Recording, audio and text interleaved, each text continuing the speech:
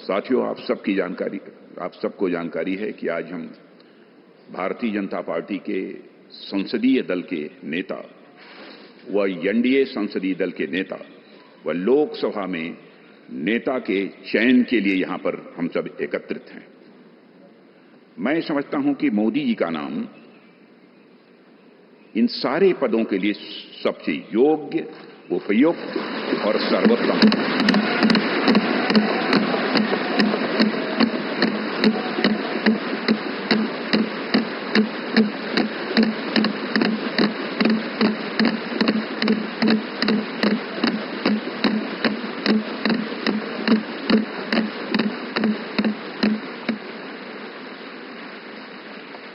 और साथियों, यह बात मैं इसलिए कह रहा हूं कि मंत्रिमंडल में उनके सहयोगी के रूप में उनकी कार्यक्षमता, उनकी कार्यकुशलता, दूरदर्शिता, प्रामाणिकता को मैंने प्रत्यक्ष देखा है। और केवल मैंने ही नहीं देखा है, बल्कि समस्त देशवासियों ने इसे देखा है।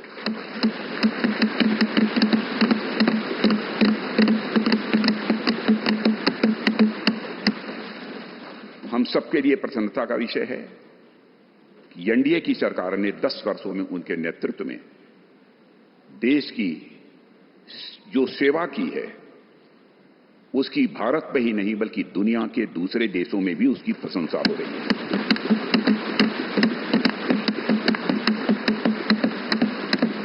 हम सबको यह सौभाग्य प्राप्त हुआ है कि तीसरी बार हम लोगों की एनडीए की सरकार बनने जा रही है।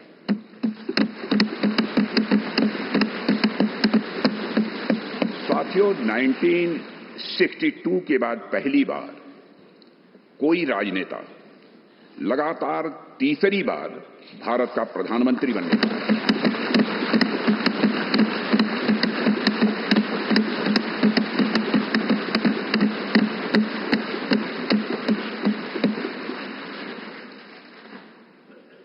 जहां तक मेरी जानकारी है मित्रों, लोकतांत्रिक देशों में पूरे विश्व में तीसरी बार यह अवसर यदि किसी को प्राप्त हो रहा है तो हमारी एनडीए को यह अवसर प्राप्त हो रहा है।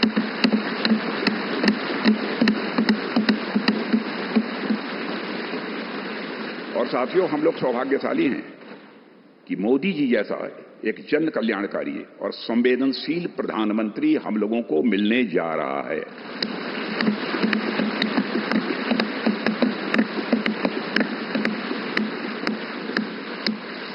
इनकी नेतृत्व क्षमता, इनकी कार्यकुशलता, इनका विजन, इसके कारण मैं मानता हूं कि हमारे एनडीए परिवार में भी वृद्धि हुई है।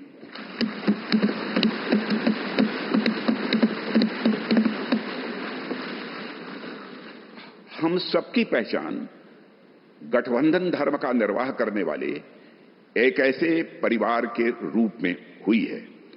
और यह सिलसिला जब आदरणीय अटल बिहारी वाजपेयी जी भारत के प्रधानमंत्री थे, उसी समय से प्रारंभ हुआ है।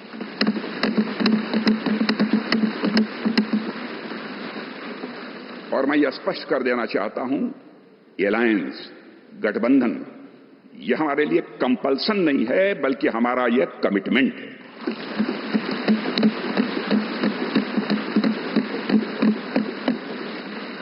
हमें भारत को एक सक्षम, समृद्ध, विकसित, स्वाभिमानी और सशक्त राष्ट्र के रूप में आगे ले जाना है। और मैं कह सकता हूं कि पिछले 10 वर्षों में मोदी जी के नेतृत्व में भारत की दशा, दिशा, मनोदशा में एक क्रांतिकारी परिवर्तन आया है।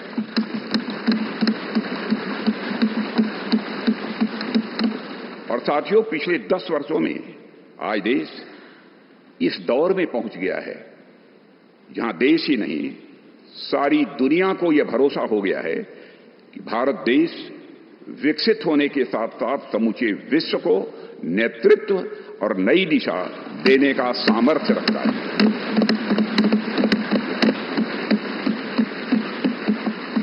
और साथियों, आज देश अपने आप को दशकों के लिए नहीं बल्कि सदियों के लिए मजबूत बनाने की दिशा में अग्रसर हो चुका है।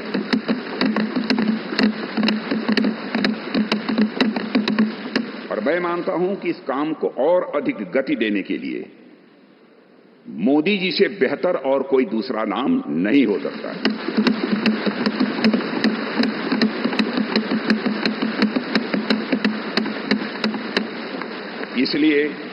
इसलिए भारतीय जनता पार्टी के संसदीय दल के नेता एवं एनडीए के संसदीय दल के नेता व लोकसभा के नेता के रूप में माननीय नरेंद्र मोदी जी के नाम का प्रस्ताव करता हूं।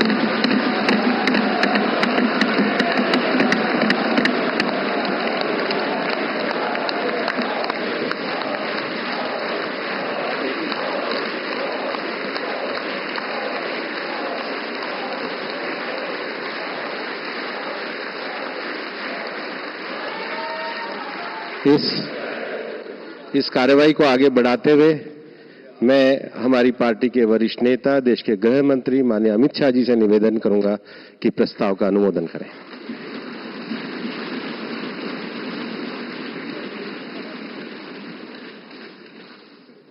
साथियों, सभी को हृदयपूर्वक पुनः लोकसभा में जीत कराने के लिए बहुत मन से बधाई। अभी देश के रक्षा मंत्री जी ने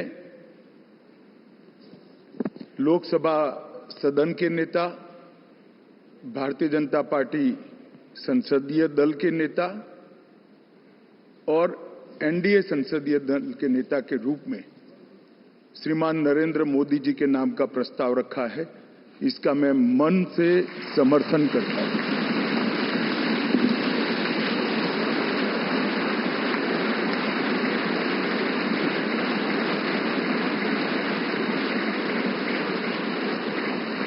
साथियों, ये प्रस्ताव सिर्फ हम सब बैठे हुए चंद लोगों के मन की इच्छा नहीं, यहां बैठे हुए एनडीए के घटक दलों की एक सर्वसम्मत इच्छा भी नहीं। ये प्रस्ताव 140 करोड़ की देश की जनता के मन का प्रतिघोष।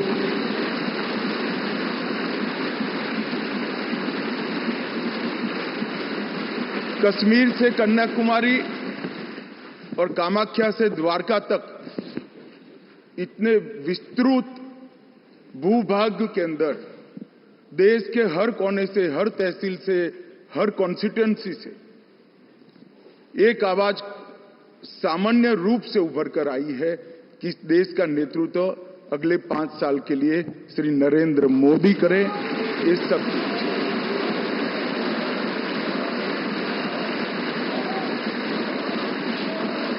और 10 साल जो प्रधानमंत्री जी के रूप में मोदी जी ने काम किया, इसमें हर क्षेत्र में युगांतकारी परिवर्तन करने का काम उनके नेतृत्व में भाजपा एनडीए सरकार ने किया है और देश की जनता का ये जनादेश उसको एक्नॉलेज करता है, इस पर मजबूत ठप्पा लगाता है। और आज ये पवित्र जगह जहां हमारे संविधान का निर्माण हुआ, वो संविधान सदन के अंदर हम जो लोग फैसला करने जा रहे हैं, वो आजाद भारत के इतिहास का एक ऐतिहासिक फैसला है कि 60 साल के बाद तीसरी बार कोई व्यक्ति लगातार प्रधानमंत्री बनने जा रहा है, वो हमारे नेता नरेंद्र मोदी। इसलिए मैं भारतीय जनता पार्टी के करोड़ों कार्यकर्ताओं की ओर से, देश की जनता की ओर से और एनडीए के सहयोगी दलों की ओर से ये तीनों प्रस्ताव जो श्रीमान राजनाथ सिंह जी ने रखे हैं, इनका मनपूर्वक समर्थन करता हूं और मैं आशा करता हूं कि आप लोग भी समर्थन करें। मैं भारतीय जनता पार्टी के वरिष्ठ नेता, केंद्रीय मंत्री माननीय नितिन गडकरी जी से कहूंगा वो प्रस्ताव का अनुमोदन करें।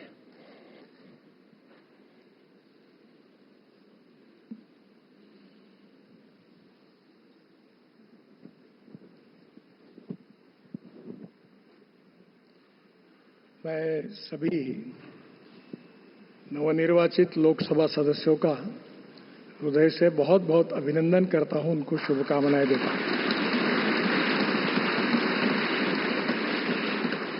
रक्षा मंत्री आदरणीय राजनाथ सिंह जी ने भारतीय जनता पार्टी संसदीय दल के नेता, एनडीए के नेता और लोकसभा के नेता के रूप में आदरणीय नरेंद्र मोदी जी इनका नाम प्रस्तावित किया है। मैं उसका अनुमोदन करता हूं और विशेष रूप से पिछले 10 साल में उनके नेतृत्व में कार्य करने का सौभाग्य हमको मिला। हमारा देश सुखी हो, समृद्ध हो, संपन्न हो, विश्व की महाशक्ति बने और समाज के सर्वांगीण क्षेत्र में उन्नति और विकास हो, इसके लिए कटिबद्ध होकर समर्पित भाव से उन्होंने काम किया है। और मुझे इस बात का विश्वास है कि केवल देश में नहीं तो पूरे विश्व में अपने कार्य से उन्होंने पूरे विश्व को भी प्रभावित किया है। अभी 10 साल में जो काम हुआ वो तो एक प्रकार से शुरुआत थी, पर इसके बाद आने वाले 5 साल में हम विश्व की एक महान ताकत बनेंगे, ऐसा हम सबको दृढ़ विश्वास है। मैं अपनी तरफ से आदरणीय मोदी जी को शुभकामनाएं और शुभेच्छाएं देता हूं और आदरणीय राजनाथ जी ने जो प्रस्ताव रखा है उसका अनुमोदन करता हूं और फिर से एक बार आप सबको धन्यवाद देता हूं। नमस्कार।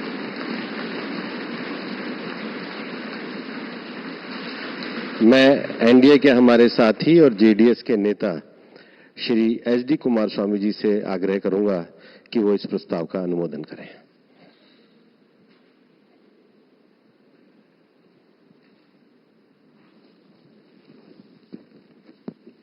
Respected Honorable Shri Narendra Modi ji, several leaders, senior leaders who are sitting in the dais, newly elected all my senior colleagues and friends, I congratulate you, all of you, by electing in this election in a huge majority. Today, already Rajnath Singh ji, Amit Shah ji, Nadda ji expressed their views, the contribution given to this country from last 10 years from Honorable Narendra Modi ji. On behalf of my party, I support Shri Narendra Modi ji as the leader of NDA Parliamentary Board. Thank you very much. मैं NDA के हमारे सम्मान्य साथी Telugu Desam party के नेता सम्मान्य चंद्रबाबू नायडू जी से निवेदन करूंगा कि वो भी इस प्रस्ताव का अनुमोदन करें।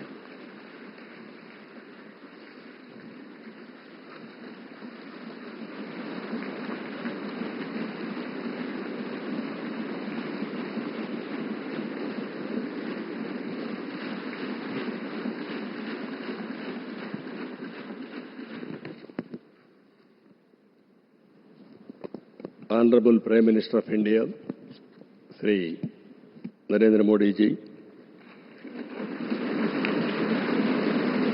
Honorable Union Ministers,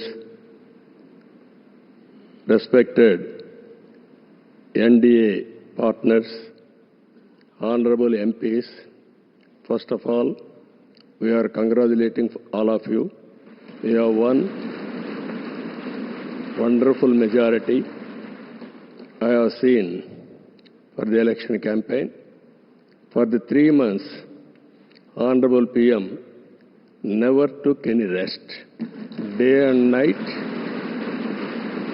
he had campaigned, same zeal. He started and ended same spirit. In Andhra Pradesh, we had 3 meetings, public meetings, 1 big rally. It had made a huge difference for winning the elections in Andhra Pradesh.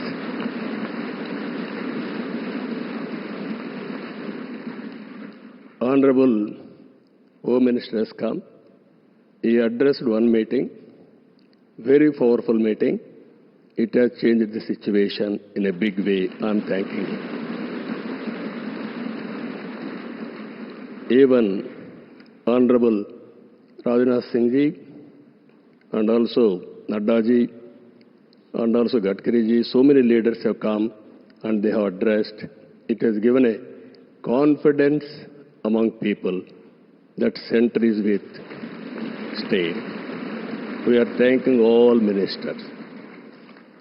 And also, here today, we stand at a crucial juncture in our nation's history. NDA government, under the visionary leadership of Sri Narendra Modi ji, has taken significant initiatives in the last 10 years.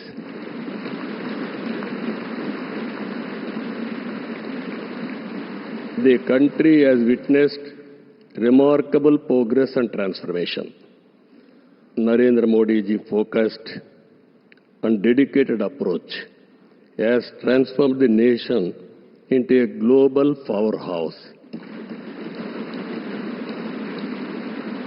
I am in the politics for the last 4 decades. I have seen so many leaders. I can give entire credit for Narendra Modi ji for making India proud globally. That is his biggest achievement for the country. Now, under his leadership, we have reached 5th largest economy in the world. Now, we are confident during this tenure, he is going to make India 3rd largest economy in the world.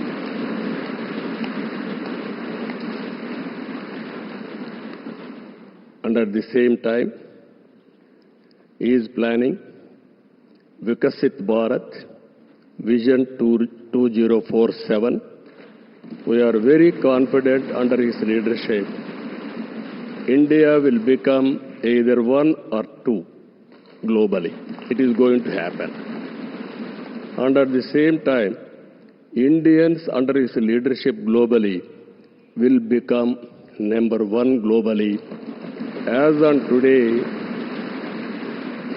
Indians are all everywhere. If you go anywhere in the world, highest per capita income Indians are earning.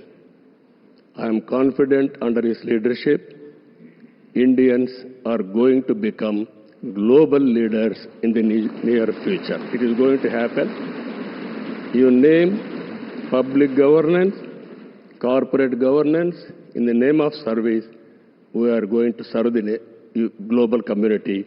That is going to happen. Under this, sir, only all of us have to keep balancing regional aspirations and national interest must run parallelly, ensuring holistic development across all strata of society. Friends, I have seen so many governments. We are a very, very inspiring time. Anything you wanted to achieve, if you visualize, it can be done. Narendra Modi ji is having a vision, and also is having a zeal, and also his execution is very perfect, and also he is executing all his policies with a true spirit. Always to have a leader. Right time is a great asset for the nation. Today, India is having a right leader, right time. That is Narendra Modi.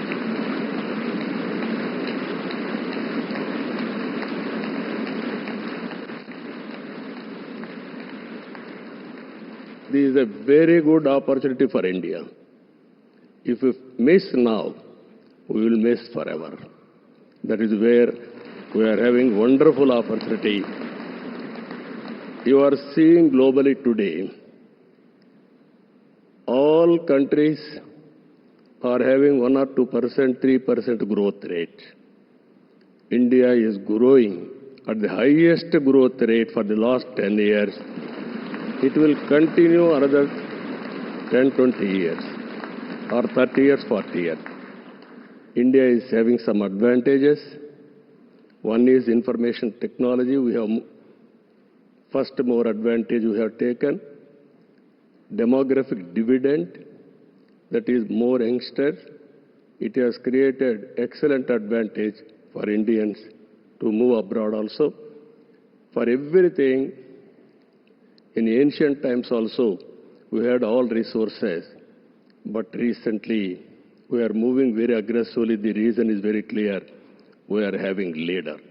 That leader is Narendra Modi. Now, I proudly propose the name of Sri Narendra Modi ji on behalf of Telugu Desam Party for the post of Prime Minister of this great nation. Through his vision of Sabka Saath, Sabka Vikas and Vikasit Bharat, and through the collective efforts of NDA, we can become a zero poverty nation. That is possible only Narendra Modi ji. This is a historic moment. All of you are here. Telugu Desam Party is having relations with NDA from the beginning. My leader, my party founder, great N.T. Ramarao Garu, you are all aware.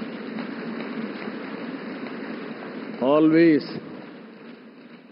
he was worked for the people, and also he told very clearly, I don't know isms, I know only ism, that is humanism. That is NTR. That vision Narendra Modi ji is making a reality in India. We are very happy for this momentum. I thank all of you. This time we had a historic, we know the election, we have won historic elections. If you see 95% seats we have won in Andhra Pradesh. That is a big victory. I have seen so many elections. He is the first of its kind. That is the confidence people are having on NDA and all leaders. My friend Pawan Kalyan ji is here, Janasena leader. Janasena, Telugu Desam Party and also BJP, we worked together without having any reservations. Here, State President Purandeshwari also is here. All leaders, we worked very well. That is the results we got it. I am very happy to share some of my ideas with you. This is the proudest moment in my life. Thank you. Thank you very much. मैं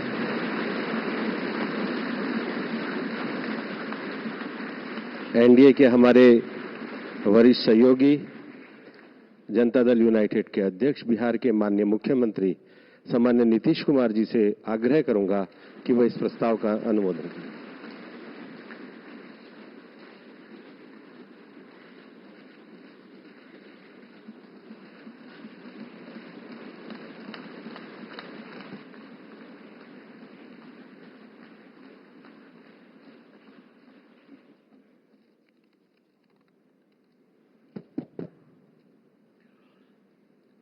हमारी party Janata Dal United Bharatiya Janata party संसदीय दल के नेता आदरणीय श्री नरेंद्र मोदी जी को भारत के प्रधानमंत्री पद के लिए समर्थन देती है।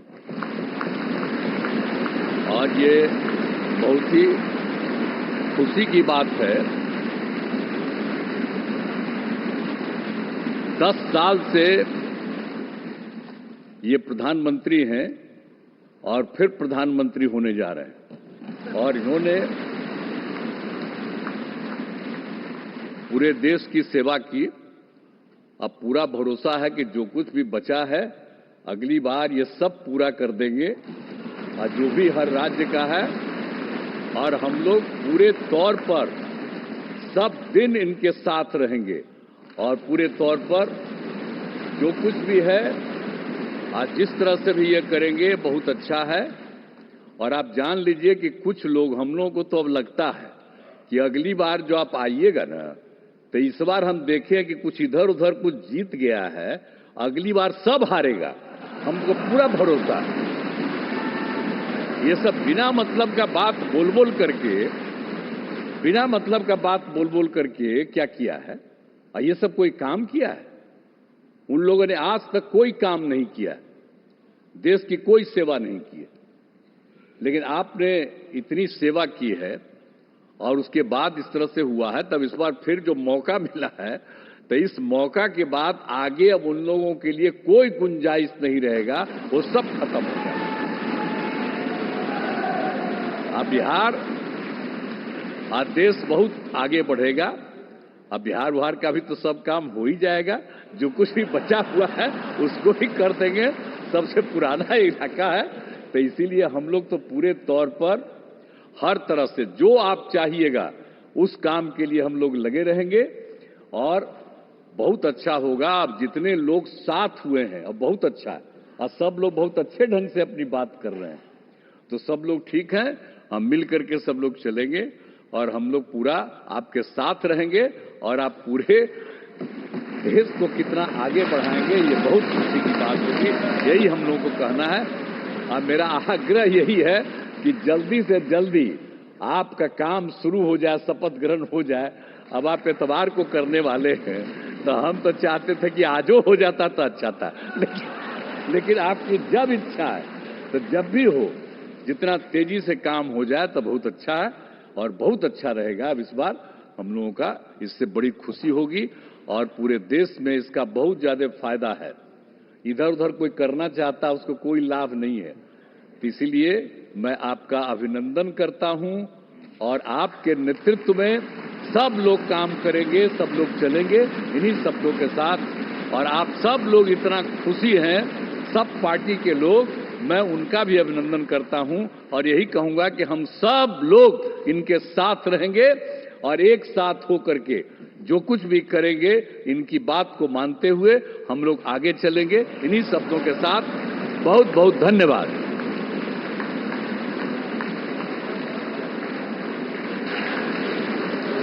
मैं एनडीए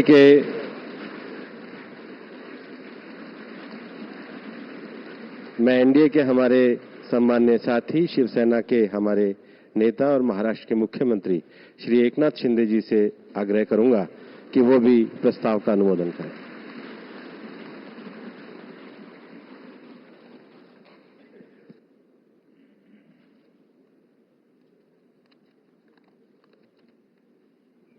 भारत माता की, छत्रपति शिवाजी महाराज की।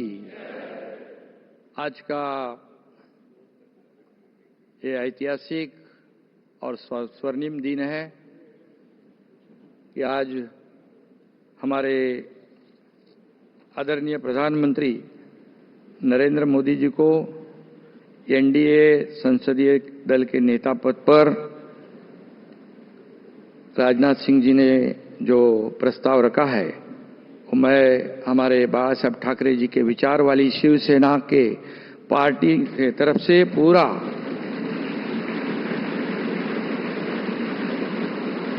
समर्थन देता हूं।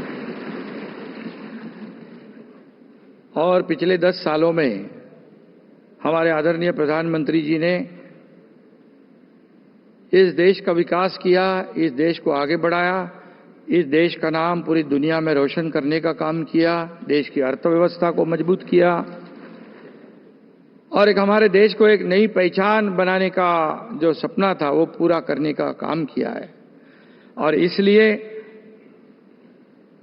कितने भी विपक्ष वालों ने, जब अभी हमारे नीतीश कुमार जी ने कहा कि यहां वहां जो गए हैं उनका क्या होने वाला है, उन्होंने कहा है। और कितना भी झूठे नैरेटिव, झूठी अफवाहें फैलाकर देश की जनता को गुमराह करने की कोशिश की, लेकिन ये झूठे नैरेटिव और झूठी अफवाहें फैलाने वाले को देश की जनता ने नकारा है और आदरणीय प्रधानमंत्री जी को स्वीकारा है।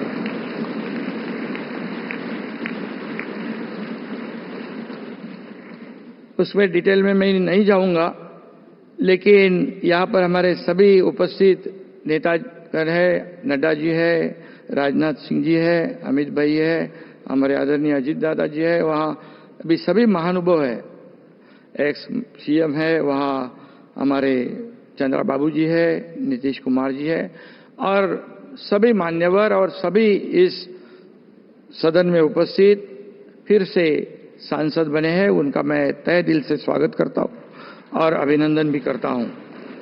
शिवसेना के बारे में इतना ही मैं कहूंगा कि ये शिवसेना और भारतीय जनता पार्टी एक विचारधारा, एक समान विचारधारा वाली पार्टी है। बाबा साहेब ठाकरे जी के नेतृत्व में हमारे जो गठबंधन हुआ है, ये गठबंधन एक फेविकोल का जोड़ है, ये बिल्कुल टूटेगा नहीं। और लोकसभा के चुनाव में जो हमारे आदरणीय प्रधानमंत्री जी ने जो मेहनत की है, जो सभाएं ली है, जो उनकी जादू है, वो जादू इस बार फिर लगातार तीसरी बार इस देश ने देखी है और इसलिए उनको मैं तीसरी बार प्रधानमंत्री बनने के लिए शिवसेना पार्टी की ओर से हृदय से मैं उनका स्वागत करता हूं, अभिनंदन करता हूं और शुभकामनाएं देता हूं। और सिर्फ इतना ही कहूंगा उनके लिए, मैं उन्हें 4 पंक्तियां पेश करना चाहता हूं आपकी इजाजत से। मैं उस माटी का वृक्ष नहीं जिसको नदियों ने सींचा है, बंजर माटी में पलकर मैं मृत्यु से जीवन खींचा है।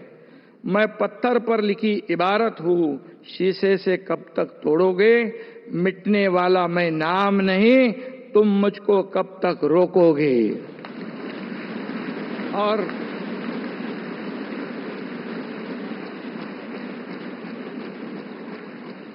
दस साल जो काम किया है उसके गवाह हम सब है और इसलिए लोगों ने विकास को महत्व दिया है और जो विपक्ष के लोग सिर्फ राजनीति करते थे उनको उनके घर पे बिठा दिया है और फिर एक बार तीसरी बार मोदी जी हैट्रिक करेंगे। मैं उनका अभिनंदन करता हूं, मैं उनको बहुत बहुत शुभकामनाएं देता हूं। धन्यवाद।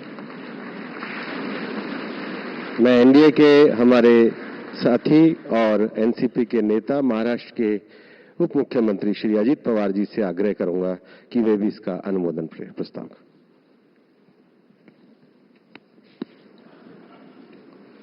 देश के लोकप्रिय प्रधानमंत्री नरेंद्र मोदी जी, एनडीए के सभी उपस्थित नेतागण,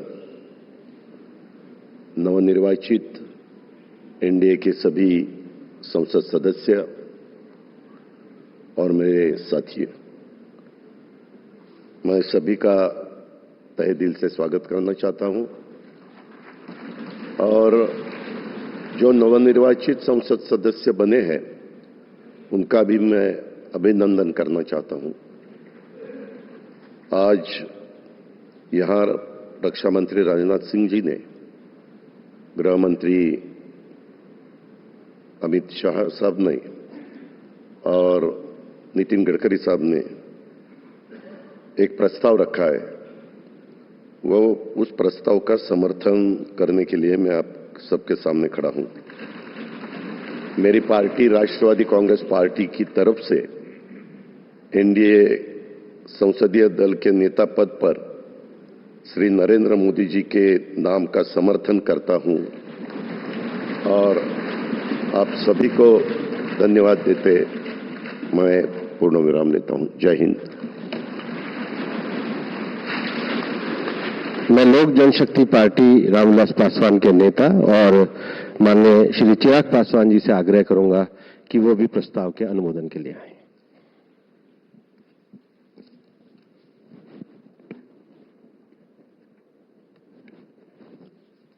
मौजूद यहां पर सभी नवनिर्वाचित लोकसभा के माननीय सांसद सदस्यों का स्वागत करते हुए मैं मेरे प्रधानमंत्री आदरणीय नरेंद्र मोदी जी को बधाई देता हूं।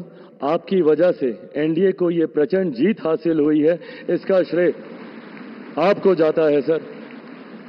आप ही में वो इच्छा शक्ति थी कि जिसने इतिहास में इस तरीके की प्रचंड जीत को दर्ज कराने का काम किया।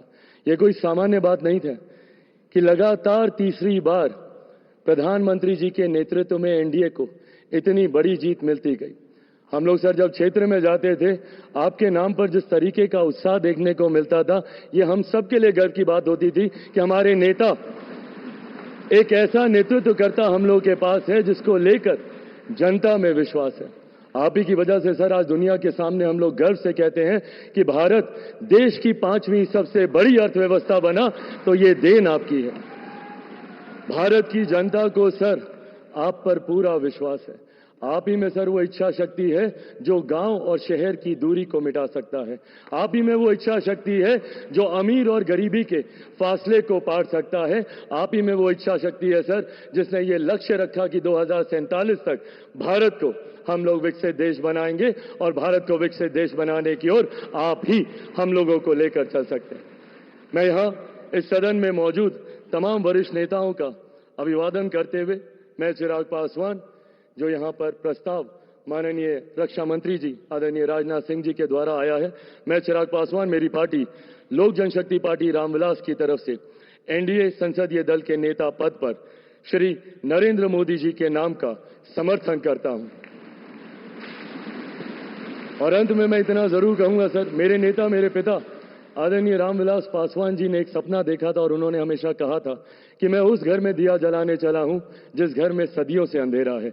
मुझे लगता है उनके इस सपने को, उनके इस लक्ष्य को और करोड़ों देशवासियों को अंधकार से निकालने की उम्मीद एकमात्र आप हैं सर। इसके लिए आपका बहुत बहुत धन्यवाद, बहुत बहुत आभार।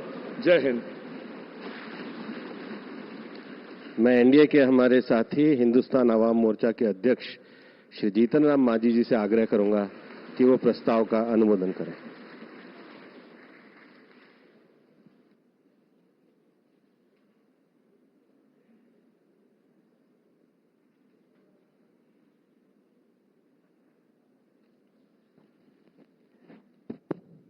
आदरणीय अध्यक्ष जी और यहाँ पर उपस्थित भारत नहीं बल्कि विश्व के प्रसिद्ध नेता माननीय नरेंद्र कुमार मोदी जी और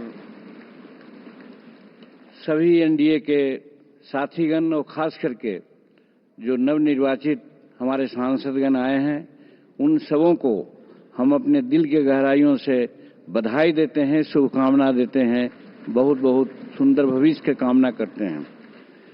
बहुत लंबी कोई बात नहीं कहनी है, सभी साथियों ने अपनी अपनी बात कही। मैं मेरी पार्टी हिंदुस्तानी अवाम मोर्चा सेकुलर की तरफ से एनडीए संसदीय दल के नेता पद पर श्री नरेंद्र मोदी जी को नाम का समर्थन करता हूं और एक ही बात मैं कहना चाहता हूं, दोहराना चाहता हूं। हम उस वंश के लोग हैं जो 24 वर्ष, 24.5 वर्ष लगातार छेनी हथौड़ा लेकर के पर्वत को काटा। पर्वत पुरुष दशरथ मांझी दृढ़ इच्छा के धनी उसी परिवार के हम हैं और इसी आधार पर हम आश्वस्त करना चाहते हैं इस सदन को कि हम हर हालत में नरेंद्र मोदी जी के साथ और एनडीए के साथ रहेंगे, समर्थन करते हैं। बहुत बहुत धन्यवाद। मैं अपना दल पार्टी की नेता श्रीमती अनुप्रिया पटेल जी से आग्रह करूंगा कि वो भी प्रस्ताव का अनुमोदन करें।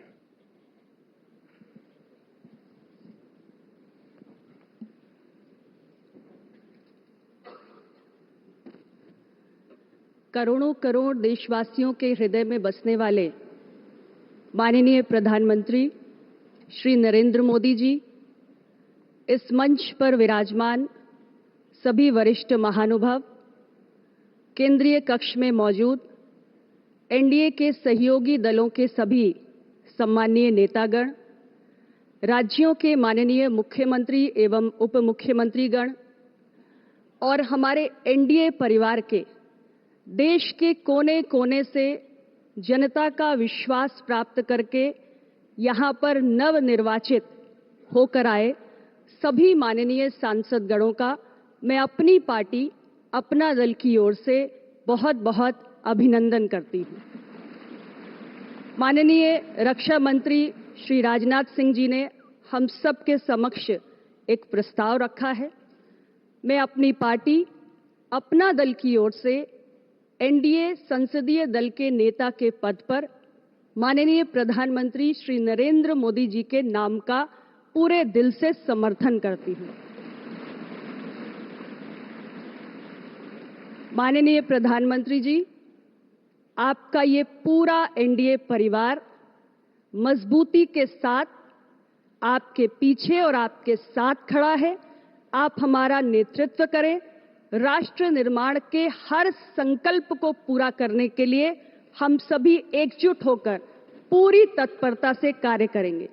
और मैं आपको पूरे विश्वास के साथ ये कहना चाहती हूं कि हमारे तीसरे कार्यकाल में आपके नेतृत्व में एनडीए की सरकार जो कार्य करेगी, वो कार्य आने वाले समय में पूरे देश को अचंभित करेगा और दुनिया में भारत की उपलब्धियों की चर्चा होगी, भारत की जय जयकार होगी। इन्हीं शुभकामनाओं के साथ बहुत बहुत धन्यवाद। मैं जनसेना पार्टी के नेता श्री पवन कल्याण जी से आग्रह करूंगा कि वे इस प्रस्ताव का अनुमोदन करें।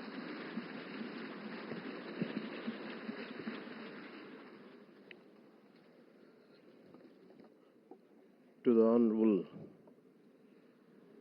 Prime Minister Sri Narendra Modi ji, my heartfelt wishes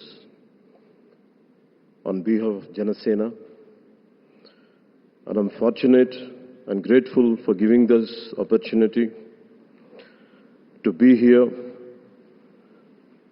It started in 2014 in the same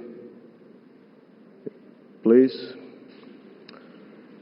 And Honorable Chandrababu Naidu just said, we're going to see Modi ji to rule this country for 15 years, and it's happening, sir. Chandrababu ji, your prophecy came true. Modi ji, you truly inspired the nation. As long as you are the Prime Minister of this country, our country will never bow down to anyone, sir. The mighty Himalayas will never bow down like that. Under your leadership, Bharat will never bow down. And we really take pride under your leadership, to work under your leadership, sir. We really take pride. And from Kashmir to Kanyakumari, Kamakya to Dwaraka, and you have inspired everyone, sir. You have inspired everyone. We all rally behind you. We all rally behind you. The way you have triggered us to serve the nation, the kind of patriotism you have instilled in us by your actions, by your words, by your deeds, and the kind of development you had shown us in the progress. And sir, I'm deeply honored, and for listening to us, for looking at Andhra Pradesh. Under your guidance, under your support, we are able to sweep the polls. We got 91% victory there. We got completely, in legislature, we had 91% success. It's all because of your guidance. It's all because of your leadership, sir. I'm grateful to you. We're all grateful to you. On behalf of Janasena Party, I support Sri Narendra Modi ji as the leader of the NDA Parliamentary Party. To all the eminent senior parliamentarians and the new parliament members, I wish you very best. To honorable senior leaders and NDA partners, to you all, my heartfelt namaskars to you, sir. Thank you and Jai Hind, sir.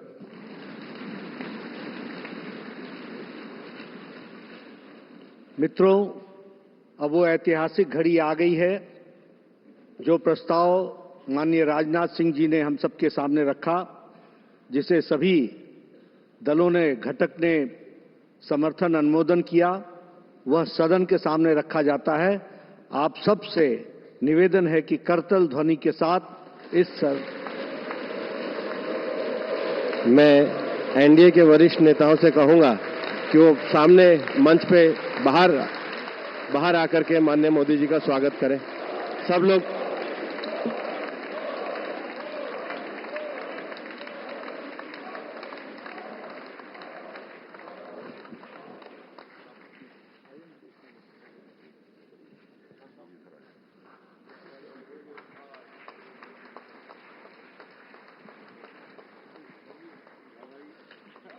Bharat माता की, भारत माता की, भारत माता की।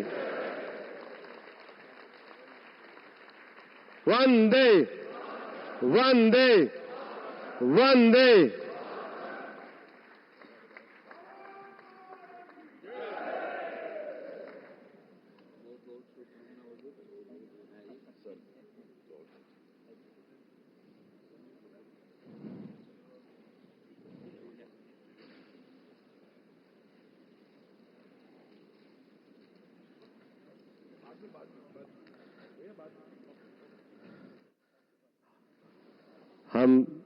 हम सब लोगों के लिए हर्ष, गौरव और सौभाग्य का विषय है कि एनडीए के हमारे नेता के रूप में माननीय नरेंद्र मोदी जी से हम निवेदन करेंगे कि वो हम सब लोगों को भारत के उज्जवल भविष्य के लिए संबोधन प्रदान करें।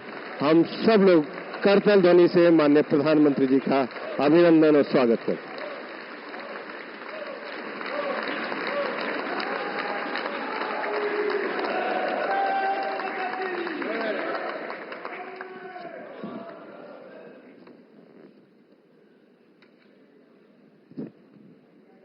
भारत माता की, भारत माता की।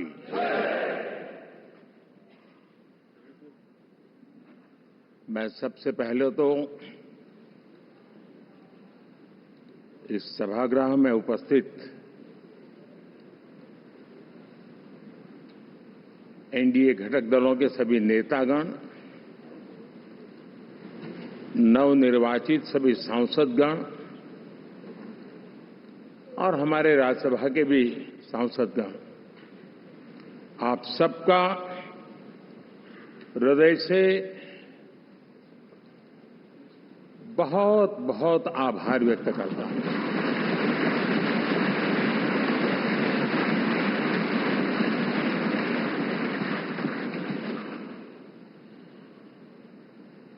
मेरे लिए खुशी की बात है कि इतने बड़े समूह को आज मुझे यहां स्वागत करने का अवसर मिला है।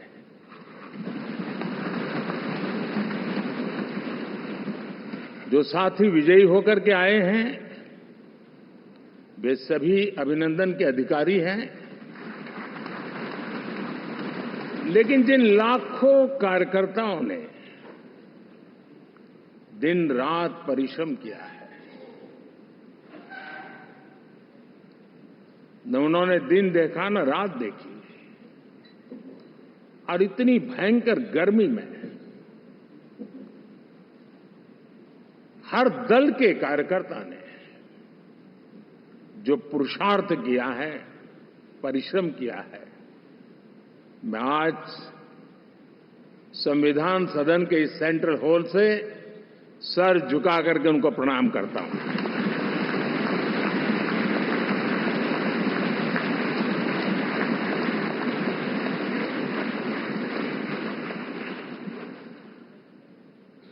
साथियों, मेरा बहुत सौभाग्य है कि एनडीए के नेता के रूप में आप सब साथियों ने सर्वसम्मति से चुन करके मुझे एक नया दायित्व दिया है, और इसके लिए मैं आपका बहुत बहुत आभारी हूं।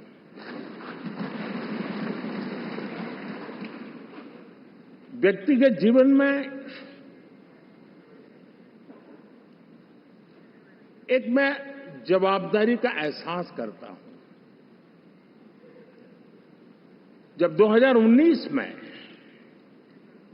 इस सदन में मैं बोल रहा था, आप सबने मुझे नेता के रूप में चुना था, और तब मैंने एक बात पर बल दिया था, विश्वास। आज जब आप मुझे फिर से एक बार ये दायित्व देते हैं, इसका मतलब है कि हम दोनों के बीच हम आपस में विश्वास का सेतु इतना मजबूत है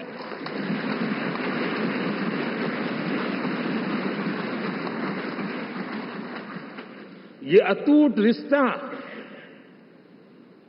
विश्वास की मजबूत धरातल पर है और ये सबसे बड़ी पूंजी होता है और इसलिए ये पल मेरे लिए भावुक करने वाले भी हैं और आप सबके प्रति जितना धन्यवाद करूं उतना कम है।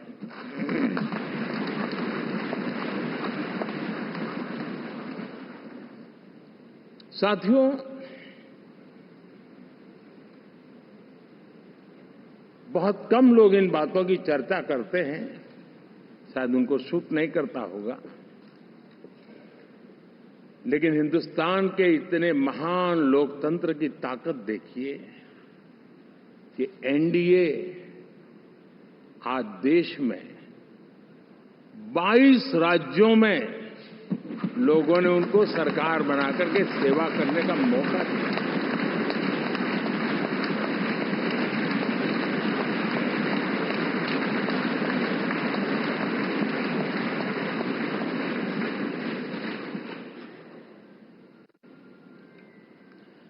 हमारा ये अलायंस सच्चे अर्थ में भारत की असली जो स्पिरिट है, जो भारत का आत्मा है, भारत की जड़ों में जो रचा बसा है, उसका एक अर्थ में प्रतिबिंब है।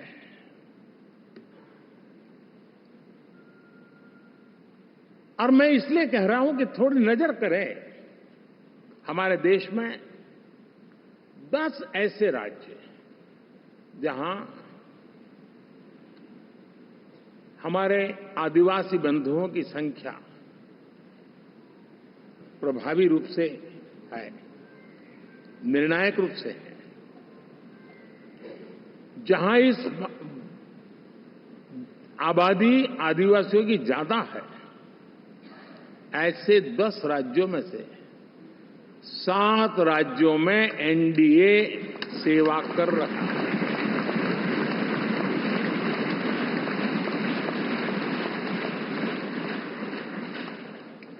साथियों, हम सर्वपंथ संभाव के हमारे संविधान को समर्पित है और देश में चाहे हमारा गोवा हो या हमारा नॉर्थ ईस्ट हो, जहां बहुत बड़ी मात्रा में हमारे ईसाई भाई बहन रहते हैं, आज हम उन राज्यों में भी एनडीए के रूप में सेवा का अवसर हमें मिला हुआ है।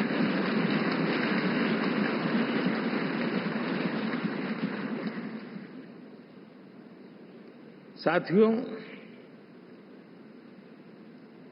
प्री पोल अलायंस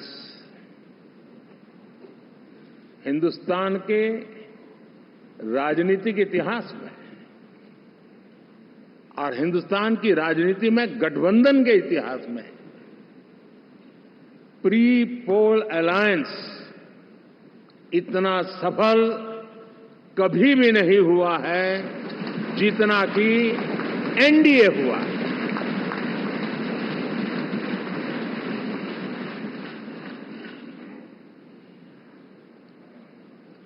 और ये गठबंधन का विजय, हमने बहुमत हासिल किया है और मैं कई बार कह चुका हूं, शब्द अलग होंगे लेकिन मेरे भाव उसमें एक सातत्य है। सरकार चलाने के लिए बहुमत आवश्यक है, लोकतंत्र का वही एक सिद्धांत है। लेकिन देश चलाने के लिए सर्वमत बहुत जरूरी होता है।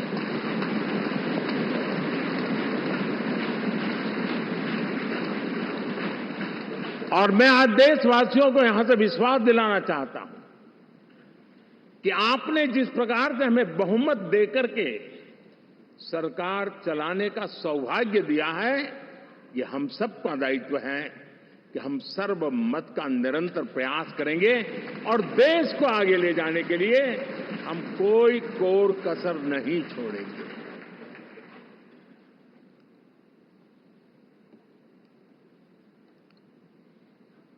साथियों, एनडीए को करीब करीब 3 दशक हो चुके हैं।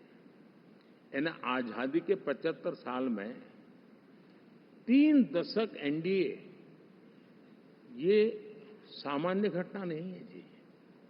विविधता से भरे हुए अपनी लोकतांत्रिक और सामाजिक रचना के बीच में ये 3 दशक की यात्रा एक बहुत बड़ी मजबूती का संदेश देती है।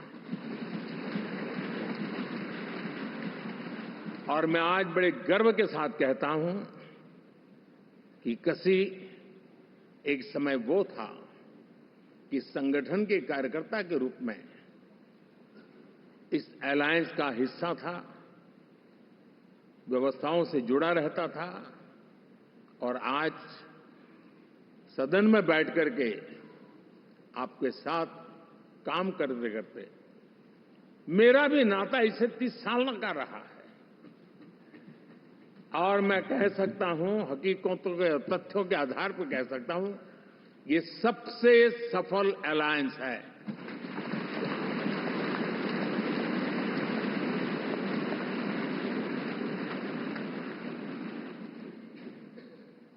हम गर्व से कह सकते हैं कि 5 साल का टर्म होता है। इस अलायंस ने 30 साल में से 5-5 साल के 3 टर्म सफलतापूर्वक पार किए हैं और अलायंस 4थे टर्म में एंटर कर रहा है।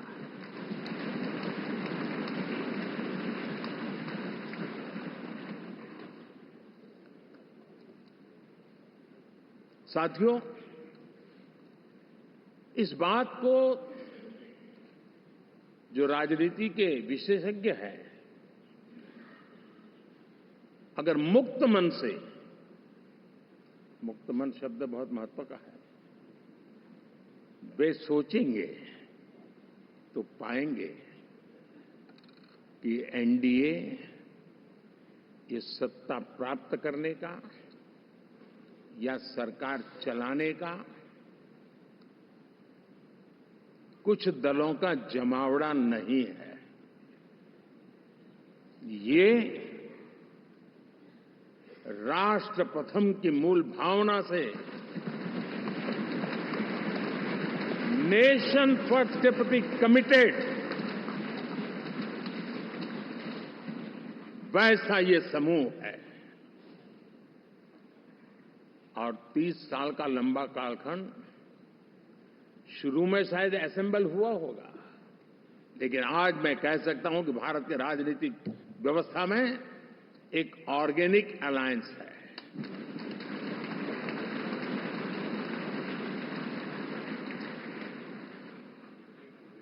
और ये मूल्य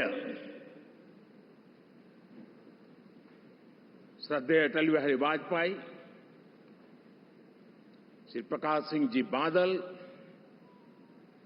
श्री बाला साहब ठाकरे, श्री जॉर्ज फर्नांडिस, श्री शरद यादव, अनगिनत नाम में कह सकता हूं,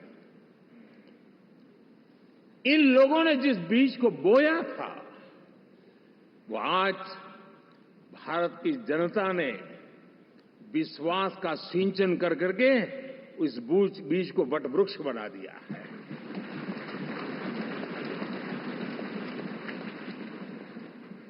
और हम सबके पास ऐसे महान नेताओं की विरासत है और हमें इसका गर्व है। बीते 10 वर्षों में हमने एनडीए की उसी विरासत, उसी मूल्यों को लेकर के निरंतर आगे बढ़ने का और देश को आगे बढ़ाने का प्रयास किया है। जैसे मैंने कहा, मुक्त मन से राजनीति के विश्लेषक अगर विश्लेषण करेंगे तो देखेंगे कि एनडीए का जो लोग दिखते हैं ना, उसमें एक कॉमन चीज नजर आती है और वो है गुड गवर्नेंस। इन सब ने अपने अपने समय में, अपने अपने कार्यकाल में जब जब जहां सेवा करने का मौका मिला है, गुड गवर्नेंस इस देश को दिया है। और इस प्रकार से एनडीए एक प्रकार से, एनडीए कहते ही गुड गवर्नेंस ये अपने आप पर्यायवाची बन जाता है। साथियों, हम लोगों के सभी के कार्यकाल में, चाहे मैं गुजरात में रहा हूं या बाबू हमारे आंध्र में रहे हो या नीतीश जी ने बिहार के लिए भरपूर सेवा की, हम सबके अंदर केंद्र बिंदु में गरीब का कल्याण केंद्रस्थ रहा है।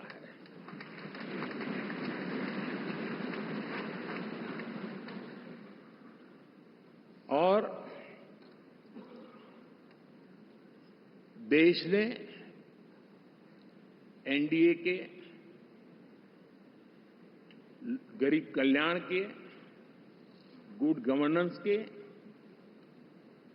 10 साल को देखा है। इतना नहीं, मैं कह सकता हूं देश ने इसे जिया है।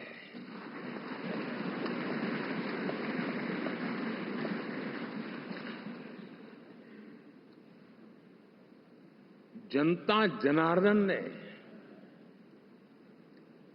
सरकार क्या होती है, सरकार क्यों होती है, सरकार किसके लिए होती है, सरकार कैसे काम करती है, इसको पहली बार अनुभव किया है। वरना जनता और सरकारों के बीच में एक खाई की व्यवस्था ही बनी हुई थी। हमने उसको पाठ दिया है। हमने सबका प्रयास का मंत्र देश को नई ऊंचाई पर ले जाने के लिए चरितार्थ करके देखा है। साथियों, एनडीए सरकार में हम अगले 10 साल में, मैं बहुत जिम्मेवारी के साथ कह रहा हूं, अगले 10 साल में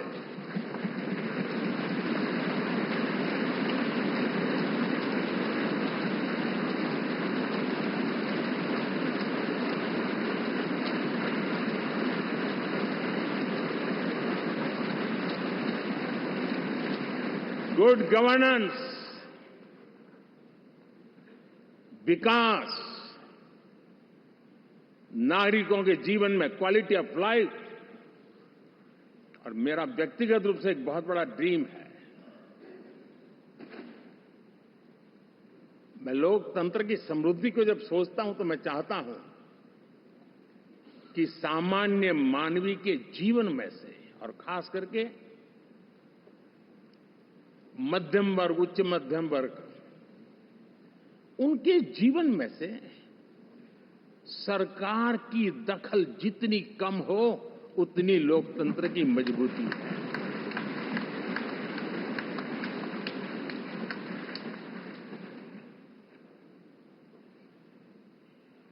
और आज के टेक्नोलॉजी के युग में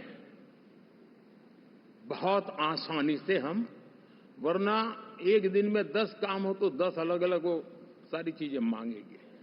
हम बदलाव चाहते हैं। गुड गवर्नेंस का ये भी एक महत्वपूर्ण पहलू है। देखिए, हम विकास का नया अध्याय लिखेंगे, गुड गवर्नेंस का नया अध्याय लिखेंगे, जनता जनार्दन की भागीदारी का नया अध्याय लिखेंगे, और सब मिलकर के विकसित भारत के सपने को साकार करके रहेंगे।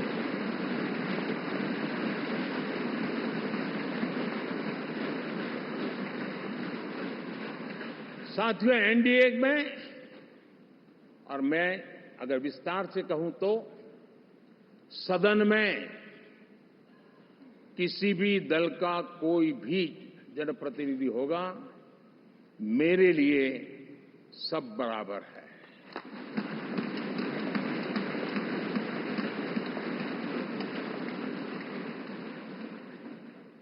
जब मैं सबका प्रयास की बात करता हूं तो मैं सदन में भी, चाहे वो लोकसभा हो या राज्यसभा हो, हमारे लिए सब बराबर है। और यही एक भाव है जिसके कारण 30 साल से एनडीए अलायंस मजबूती के साथ आगे बढ़ा है। अपना पराया कुछ नहीं है। सबको गले लगाने में हमें कभी कोई कमी नहीं रखी है। उसी का परिणाम है कि जनता का विश्वास भी जीत पाते हैं। साथियों, हमने 2024 में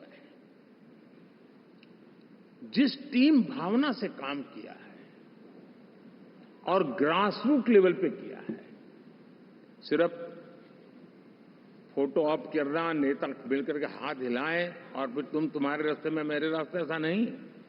ग्रासरूट लेवल तक सबने मिल करके ये जो काम किया है, और उसी ने हमें ऑर्गेनिक अलायंस का सामर्थ्य दिया है।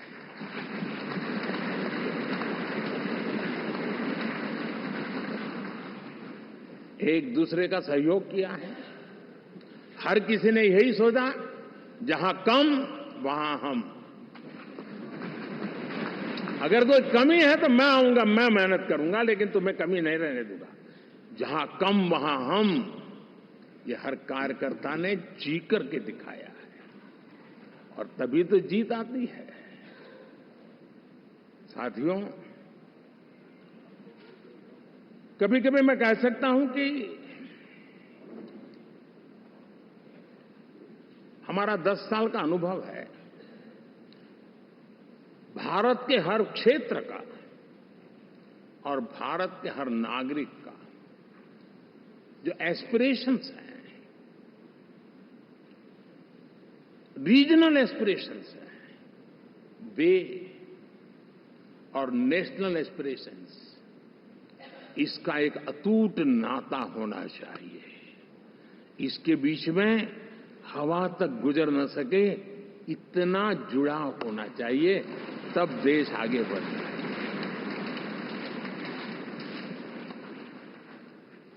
साथियों, इस चुनाव में मैं कुछ उल्लेख जरूर करना चाहूंगा जो मेरी नजरिए से मैंने देखा है। दक्षिण भारत में एनडीए ने एक नई राजनीति की नींव मजबूत की है।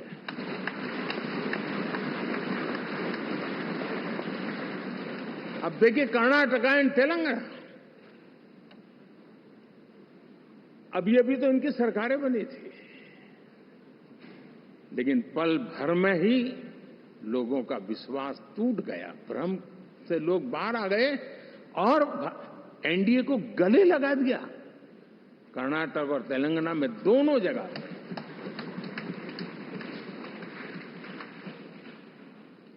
साथियों, तमिलनाडु, मैं तमिलनाडु की टीम को भी बधाई देना चाहूंगा, और वहां हमारा एनडीए समूह बहुत बड़ा भी है, और कईयों को पता था कि हम एक साथ एक सीट नहीं लड़ा पाएंगे, लेकिन इस लड़ाई में हम साथ रहेंगे। और मैंने बहुत से एनडीए के साथी तमिलनाडु में ऐसे हैं कि जिनका कोई उम्मीदवार नहीं था, लेकिन इस झंडे को ऊंचा रखने के लिए वो जी जान से जुटे थे। और इसलिए आज तमिलनाडु में भले हम सीट नहीं जीत पाए, लेकिन जिस तेजी से एनडीए का वोट शेयर बढ़ा है, वो साफ साफ संदेश दे रहा है कल में क्या लिखा हुआ है।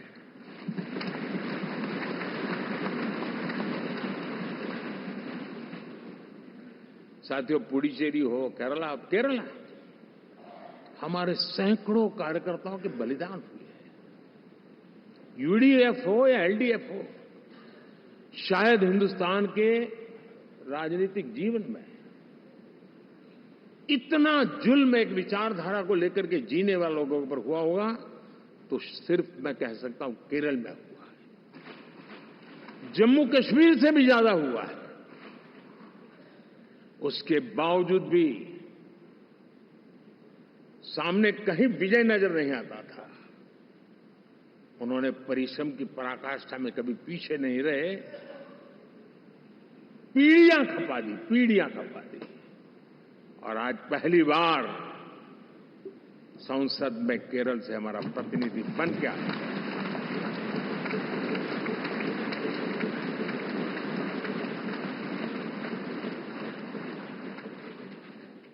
साथियों,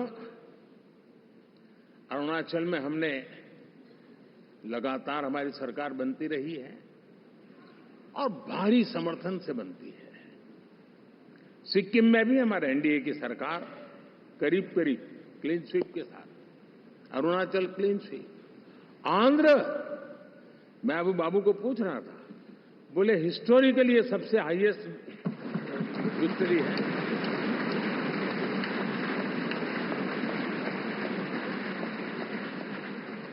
और ये जो यहां दिखता है ना पवन, ये पवन नहीं, आंधी है।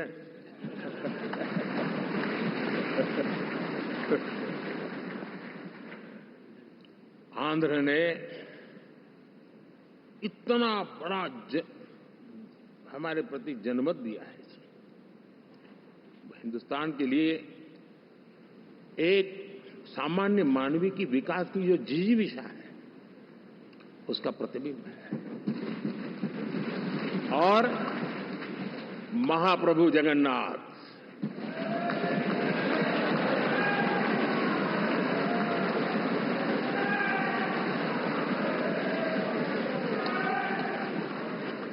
और मैंने अनुभव किया हमेशा। मैं हमेशा मानता हूं ईश्वर के अनेक रूप होते हैं, लेकिन जब मैं भगवान महाप्रभु जगन्नाथ जी को याद करता हूं तो मैं हमेशा मानता हूं ये गरीबों के देवता है।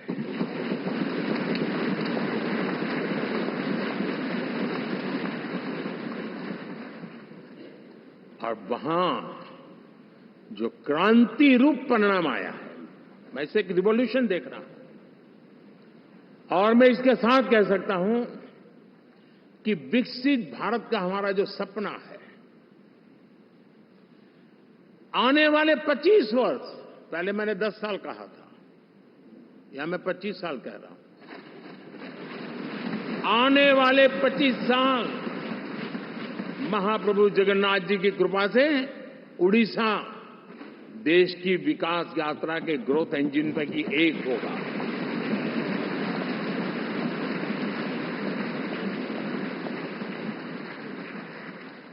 साथियों,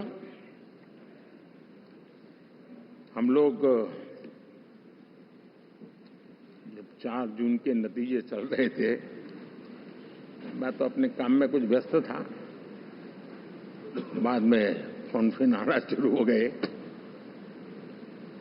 तो मैंने किसी को पूछा, यार ये तो ठीक है आंकड़े वांकड़े, तो मुझे ये बताओ कि ईवीएम जिंदा है कि मर गया?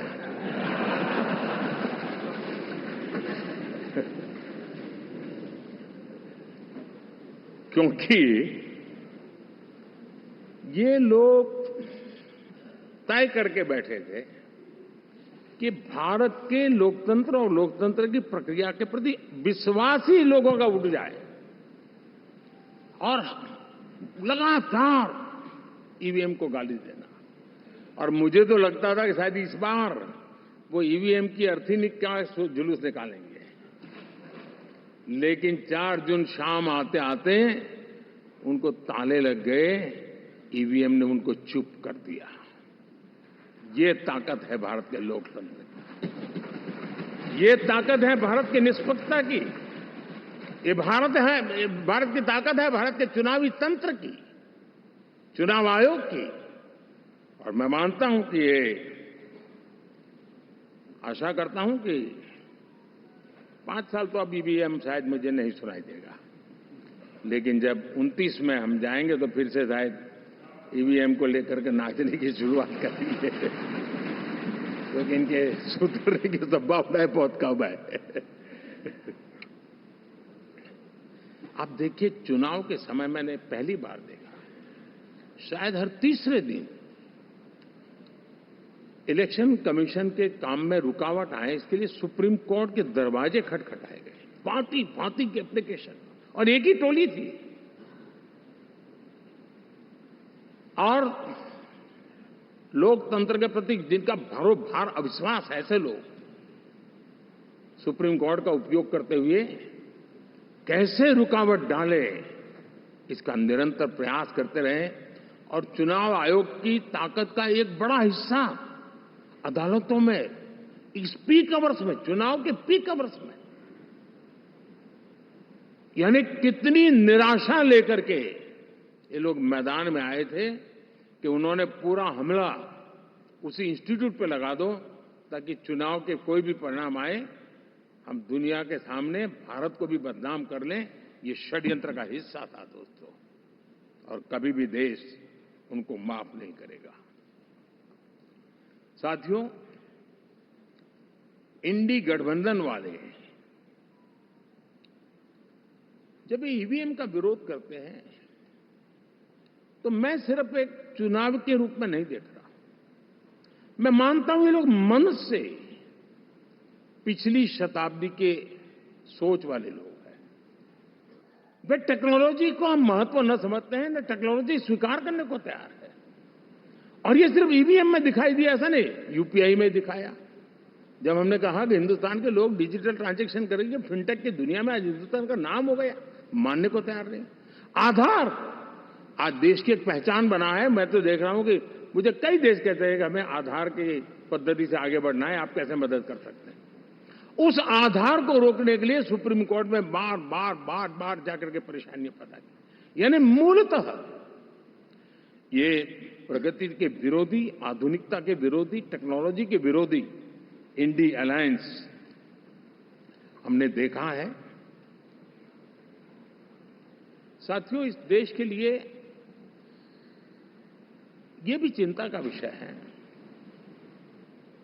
कि विश्व में भारत के लोकतंत्र की ताकत को कम आंकने का प्रयास, और कितना एक्सट्रीम है। मैं दुनिया में ढोल पीट रहा हूं कि हम मदर ऑफ डेमोक्रेसी है, और ये दुनिया में जाकर के बता रहे नहीं हमारे देश में तो डेमोक्रेसी ऐसा कुछ नहीं, कि वो मोदी बैठ गया है, वो एक चाय बेचने वाला यहां पहुंच कैसे गया, कुछ तो गड़बड़ की होगी। ये जो इनकी मनस्थिति है जी, भारत के नागरिकों को चुनाव प्रक्रिया के प्रति अविश्वास पैदा करने का जो उनका षड्यंत्र है, मैं मानता हूं कि अब दुनिया भी भारत के लोकतंत्र की विविधता, विशालता, व्यापकता, गहनता, इन सबको भी जानने समझने के लिए आकर्षित होगी। ऐसे ही इस चुनाव के नतीजे में देख रहा हूं। साथियों, जब 1 तारीख को मतदान पूरा हुआ और 4 तारीख को काउंटिंग, इस बीच की चीजों को आप देखिए। योजनाबद्ध तरीके से देश को हिंसा की आग में झोंकने का बयान दिए जाते थे। यहां इकट्ठे होना, यहां पहुंचना, यहां करना। कुछ लोग इस चीज को गंभीर नहीं लेते, लेकिन ये बहुत गंभीर है। आप भारत के लोकतंत्र को, पहले उसकी व्यवस्था को अनादर करते हो, अब परिणाम आने से पहले एक ऐसा माहौल बना दो कि बस आग लगा देंगे। हर प्रकार से उन शब्दों का अर्थ यही निकलता है कि उन्होंने देश को उस दिशा में ले जाने का प्रयास किया था। लगातार देश को गुमराह करने का प्रयास किया गया, देश के लोगों को बांटने का प्रयास किया। अरे, चुनाव एक ऐसा लोकोत्सव होता है कि ज्यादा से ज्यादा लोगों को हम जोड़े, तोड़ने के लिए नहीं होता है। लेकिन हर प्रकार से कोशिश यही की गई। साथियों, मैं मानता हूं कि 2024 के लोकसभा के चुनाव के जो नतीजे हैं, हर पैरामीटर से देखेंगे, दुनिया ये मानती है और मानेगी कि ये एनडीए का महाविजय है।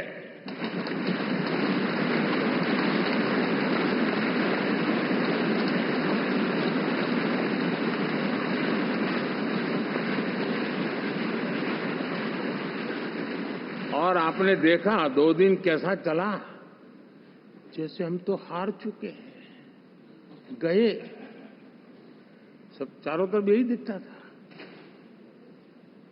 क्योंकि उनको अपने कार्यकर्ताओं का मोरल हाई करने के लिए ऐसे काल्पनिक परेड ये करने पड़ रहे हैं। और साथियों, गठबंधन के इतिहास में अगर आंकड़ों के हिसाब से देखें तो ये सबसे मजबूत गठबंधन की सरकार है।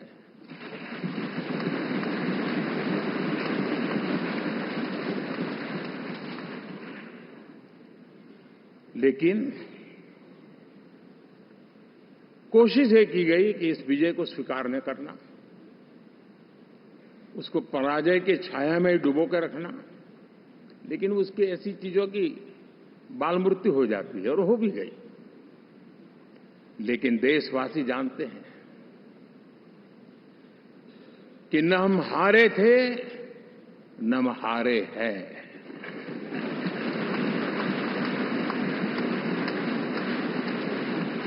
लेकिन 4 तारीख के बाद हमारा जो व्यवहार रहा है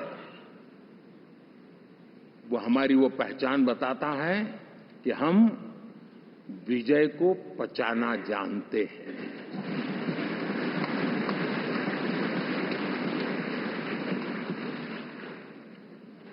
हमारे संस्कार ऐसे हैं कि विजय की गोद में उन्माद पैदा नहीं होता है और न ही पराजित लोगों के प्रति उपहास करने के हमारे संस्कार हैं। हम विजय को भी पचाते हैं और पराजित का भी उपहास करने की विकृति हम नहीं पालते, ये हमारे संस्कार हैं। अब किसी भी बालक को पूछो कि भाई लोकसभा के चुनाव के पहले सरकार किसकी थी, तो कहेगा एनडीए। 24 के नतीजों के बाद सरकार किसकी बनी, एनडीए। फिर हारे कहां से भाई? पहले भी एनडीए थी, आज भी एनडीए और कल भी एनडीए है।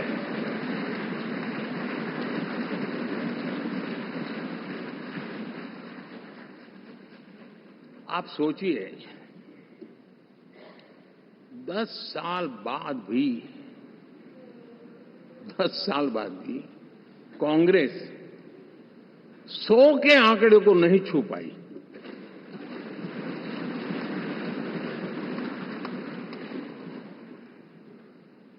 और अगर मैं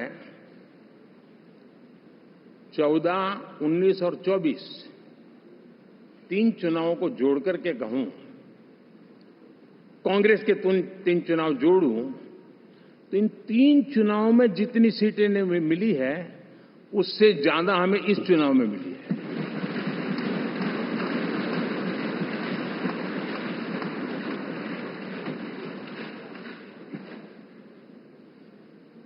और मैं साफ देख रहा हूं साथियों, एनडीए वालों को अंदाज नहीं है, वे धीरे धीरे पहले तो डूब रहे थे, अब तेज गति से ये गर्त में जाने वाले हैं।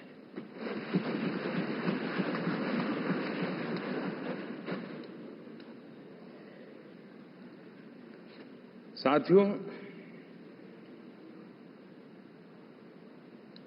इंडिया अलायंस वाले देश के सामान्य नागरिकों की जो समझ है, आज भी वो उसके सामर्थ्य को समझ नहीं पाए या समझना चाहते नहीं है। भारत के सामान्य व्यक्ति की भी एक समझ है, और जो जमीन से जुड़ा रहता है ना, वो समझ को छूता है, समझता है, पहचानता है। वो वहां नहीं है। साथियों, इन लोगों का जो व्यवहार रहा है 4 तारीख के बाद, मैं आशा करता था कि वे लोकतंत्र का सम्मान करेंगे, लेकिन उनके व्यवहार से लगता है कि शायद उनमें ये संस्कार आए, इसके लिए हमें और इंतजार करना पड़ेगा। और तो मैं ज्यादा कुछ कह नहीं सकता। और ये वो लोग हैं जो खुद की पार्टी के पीएम का अपमान करते हैं, उसके निर्णयों को फाड़ देते थे। खुद की पार्टी को विदेशी मेहमान आ जाए तो उसके लिए चेयर नहीं होती थी। ये सारे दृश्य आपने देखे हैं। ठीक, और मैं समझता हूं कि इन सारी स्थितियों में से हम लोकतंत्र की मजबूती और जनता जनार्दन के प्रति आस्था, इसको हम, साथियों, लोकतंत्र हमें सबका सम्मान करना सिखाती है। विपक्ष में भी जो सांसद जीत करके आए हैं, मैं उनको भी बधाई देता हूं।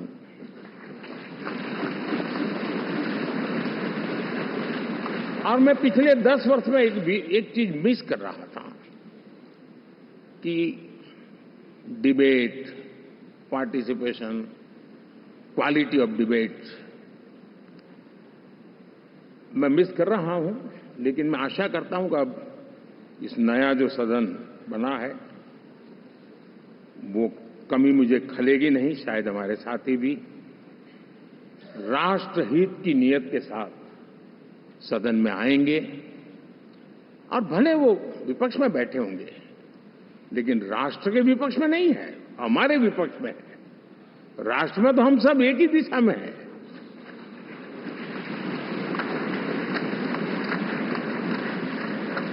राष्ट्र में हमारा कोई पक्ष विपक्ष नहीं है। राष्ट्र में तो हम 140 करोड़ है। और मैं आशा करता हूं कि वो राष्ट्र हित की भावना को लेकर के सदन में आएंगे और सदन को समृद्धि देने में वे कुछ न कुछ योगदान करेंगे। साथियों, 24 का जनादेश एक बात को बार बार मजबूती दे रहा है, बार बार मजबूती दे रहा है कि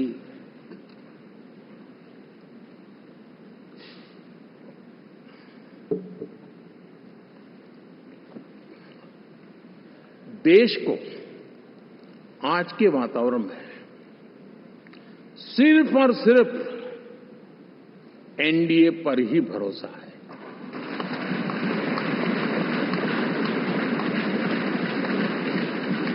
और जब इतना अटूट विश्वास है, इतना भरोसा है, तो स्वाभाविक है देश की अपेक्षाएं भी बढ़ेगी। और मैं इसे अच्छा मानता हूं और हम सबका कर्तव्य भी मानता हूं। और इन अपेक्षाओं को पूर्ण करने के लिए, और मैंने पहले भी कहा था कि जो 10 वर्ष हमने काम किया है वो तो ट्रेलर है।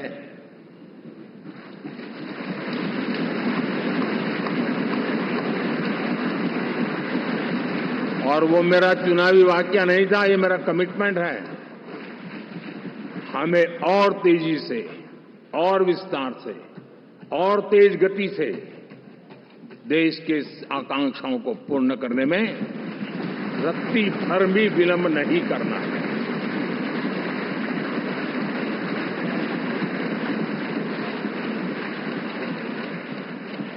जनता जनार्दन चाहती है हम पहले से ज्यादा डिलीवर करें।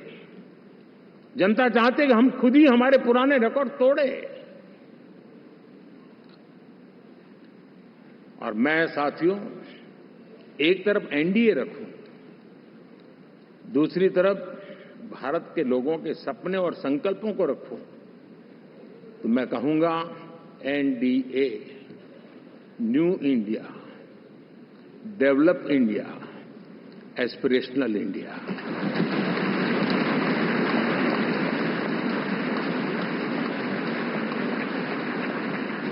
और इसी सपने और संकल्पों को पूरा करना ये हम सबका संकल्प भी है, कमिटमेंट भी है और हमारे पास रोड मैप भी है।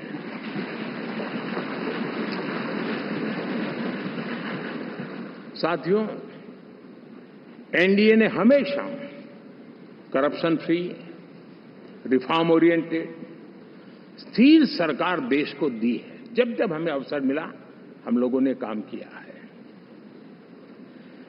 उसके सामने कांग्रेस नेतृत्व वाली यूपीए, अब उन्होंने पुरानी अपनी छवि सुधारने के लिए नाम बदल दिया, लेकिन पहचान घोटालों की है। आए दिन घोटाले, यही पहचान रही है। और नाम बदलने के बावजूद भी देश उनके घोटालों को नहीं भुलाए, उनको नकारा है।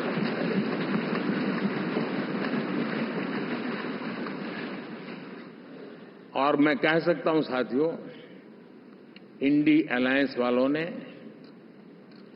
एक व्यक्ति का अपोज करने के वन पॉइंट एजेंडा के कारण देश की जनता ने उनको ही ऑपोजिशन में बिठा दिया है।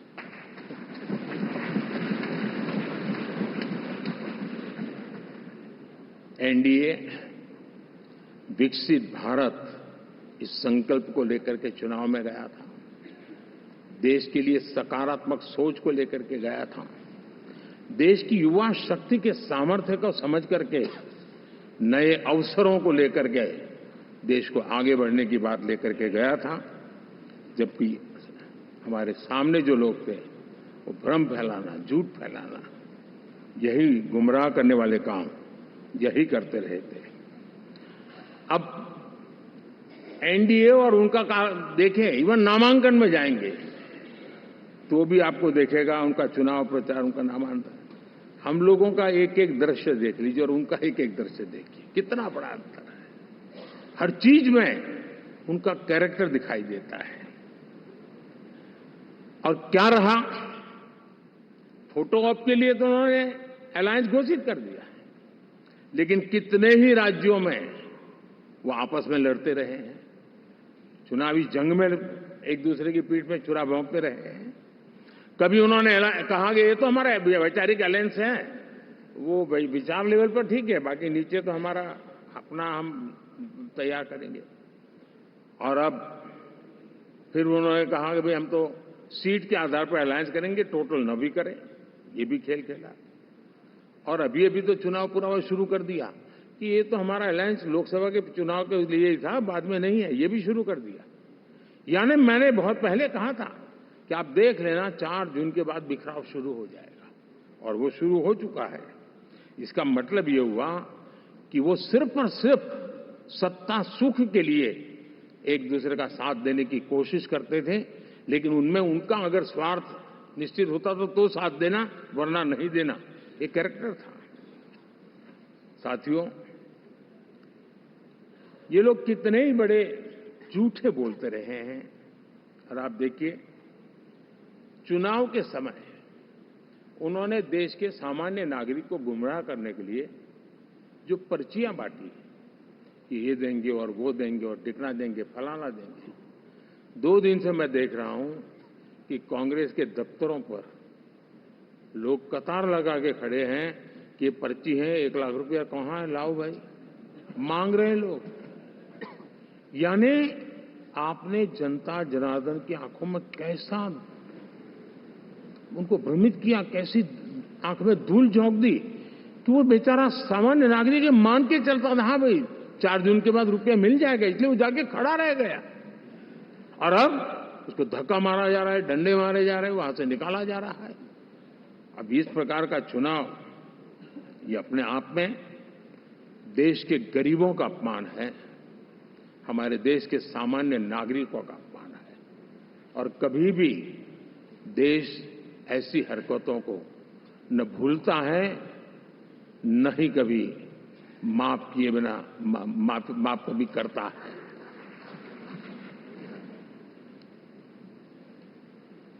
साथियों, हमारे लिए संतोष की बात है कि हम एक कमिटमेंट से काम कर रहे हैं। 10 साल में हमने 25 करोड़ गरीबों को गरीबी से बाहर निकाला है।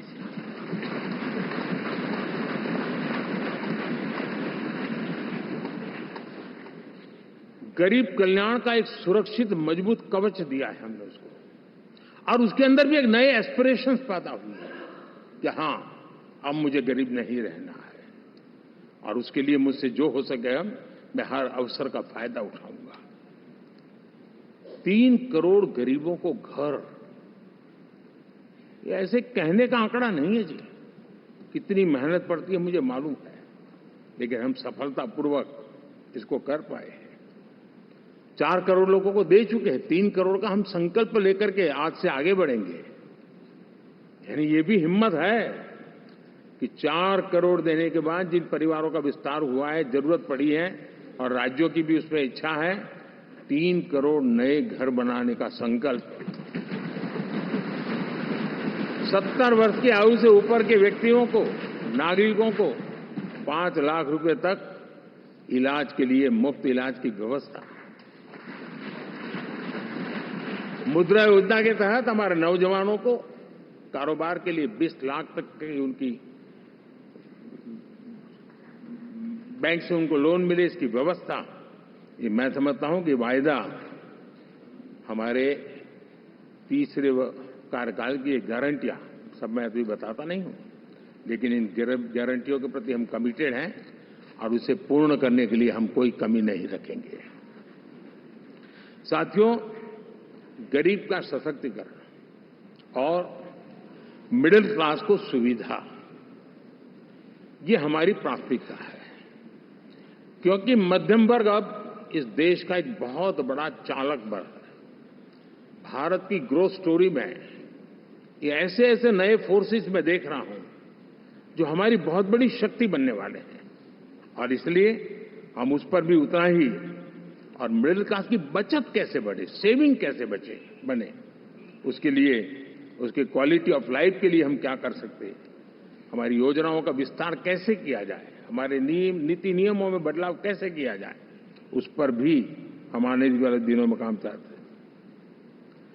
साथियों, पंचायत से पार्लियामेंट तक हमारी नारी शक्ति की सक्रिय भागीदारी, ये हमारा कमिटमेंट है, और हमने हमारे पिछले कार्यकाल में नारी शक्ति वंदन अधिनियम करके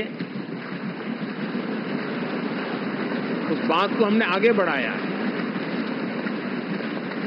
और वो दिन दूर नहीं होगा जब हमारे सदन में बहुत बड़ी तादाद में हमारी माताएं बहनें देश का नेतृत्व करती हुई दिखाई देगी।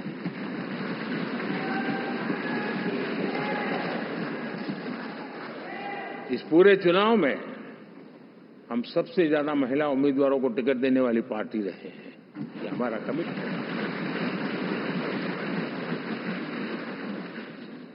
हमारी महिला सांसदों को जो आशीर्वाद देश की जनता ने दिया है, मैं इसके लिए विशेष रूप से उनका आभार व्यक्त करता हूं।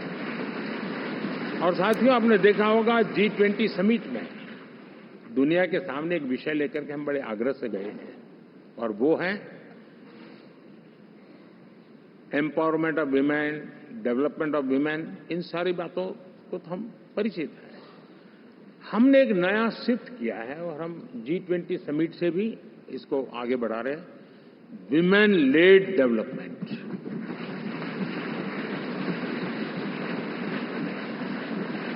एक बार हमारा इस प्रकार का कमिटमेंट बनता है तो परिवर्तन बिल्कुल साफ नजर आता है। साथियों, एनडीए का ये कार्यकाल बड़े फैसलों का है, तेज विकास का है, और अब हम समय गंवाना नहीं चाहते कि हम 5 नंबर की इकोनॉमी से 3 नंबर की इकोनॉमी पर पहुंचना है।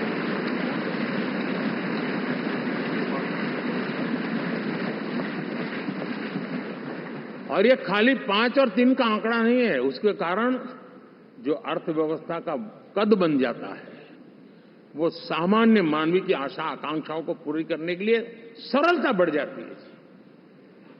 देश के लिए जो जरूरतें हैं वो आराम से पूरी करने का सामर्थ्य बन जाता है। और इसलिए हम उस दिशा में बड़ी कोशिश करके आगे बढ़ना चाहते हैं। राज्यों का सहयोग भी उसमें उतना ही महत्वपूर्ण है। और भारत के संविधान ने हमें जिस प्रकार का दिशा निर्देश किया है कोऑपरेटिव फेडरलिज्म का, लेकिन मैंने उसमें आग्रह रखा है कॉम्पिटिटिव कोऑपरेटिव फेडरलिज्म। हमारे राज्यों के बीच में भी तंदुरुस्त स्पर्धा हो, राज्य और केंद्र के बीच में भी तंदुरुस्त स्पर्धा हो, हम अच्छा करने की स्पर्धा करें और उस दिशा में हम आगे बढ़ना चाहते हैं। और हमने देखा है कि जब मैं कॉम्पिटिटिव कोऑपरेटिव फेडरलिज्म की बात करता हूं, आपने देखा G20 समिट हम एक जगह पे कर सकते थे, हम भी मालाएं पहन करके फोटो निकलवा सकते थे, लेकिन हिंदुस्तान के अनेक शहरों में 200 से ज्यादा मीटिंगें हुई और दुनिया भर के नीति निर्धारक जो कहे G20 देशों के और बाकी भी 5-7 देशों के, वो हिंदुस्तान के कोने कोने में गए, उनके देशों में जाकर के भारत की विविधता, भारत की विशालता, इसकी चर्चा कर रहे हैं। उनके लिए आश्चर्य है। हमने तो दिल्ली आकर के वापिस जाते थे, पता ही नहीं था कि देश इतना बड़ा है। ये अपनी एक ताकत का परिचय हुआ है। हमने कोविड में देखा, राज्यों के साथ कोऑपरेशन के साथ हमने जिस प्रकार से लड़ाई लड़ी और एक सूत्र में रह करके लड़े, दल किसी का भी हो सरकार में, लेकिन हमने इस काम को किया क्योंकि हमारा कोऑपरेटिव फेडरलिज्म के प्रति कमिटमेंट है। एस्पिरेशनल डिस्ट्रिक्ट एक ऐसा मॉडल है गवर्नेंस का जिसमें राज्य भी उतना ही सक्रियता से हमारे साथ जुड़े हुए हैं। और दुनिया के लिए जो डेवलपिंग कंट्रीज हैं उनके लिए गवर्नेंस का एक ऐसा मॉडल प्रस्तुत हो रहा है जिसका अब तो केस स्टडी के रूप में दुनिया के अनेक यूनिवर्सिटी केस स्टडी करना शुरू की है। अब उसको हम आगे बढ़ाते हुए एस्पिरेशनल ब्लॉक की तरफ ले जा रहे हैं ताकि हमारे ग्रासरूट लेवल पे भी जो वीक एरियाज हैं, जहां सुविधाएं अभी सामान्य एवरेज से भी नीचे हैं, उसको हम जल्दी से जल्दी उस स्टेट की एवरेज तक लाना चाहते हैं। देश का रीजन कोई भी क्षेत्र हो, सर्वांगीण विकास को लेकर के हम चले हैं। साथियों, गत 10 वर्ष में इंफ्रास्ट्रक्चर के क्षेत्र में हमने एक बहुत बड़ा यानी सोचने में भी बदलाव लाए। जमीन पर तो लाए, वरना हमारे देश में सोचा चलेगा यार, अरे एक बार कर लो ना, उस सारे में से बदलाव नहीं। अब तो अच्छा ही चाहिए, बड़ा ही चाहिए, जल्दी से जल्दी पहुंचाने वाला चाहिए। सामान्य मानवीय के मन को हमने इस तरह से प्रेरित भी किया है और पुरुषार्थ करके हमने उस दिशा में काम किया है। 5 साल में हमें गति शक्ति यानी इस प्रकार के प्लेटफॉर्म पर जो काम किया है, जो काम 6-6, 8-8 महीने तक नहीं होता था, वो आज 15-20 दिन में कर सकते हैं।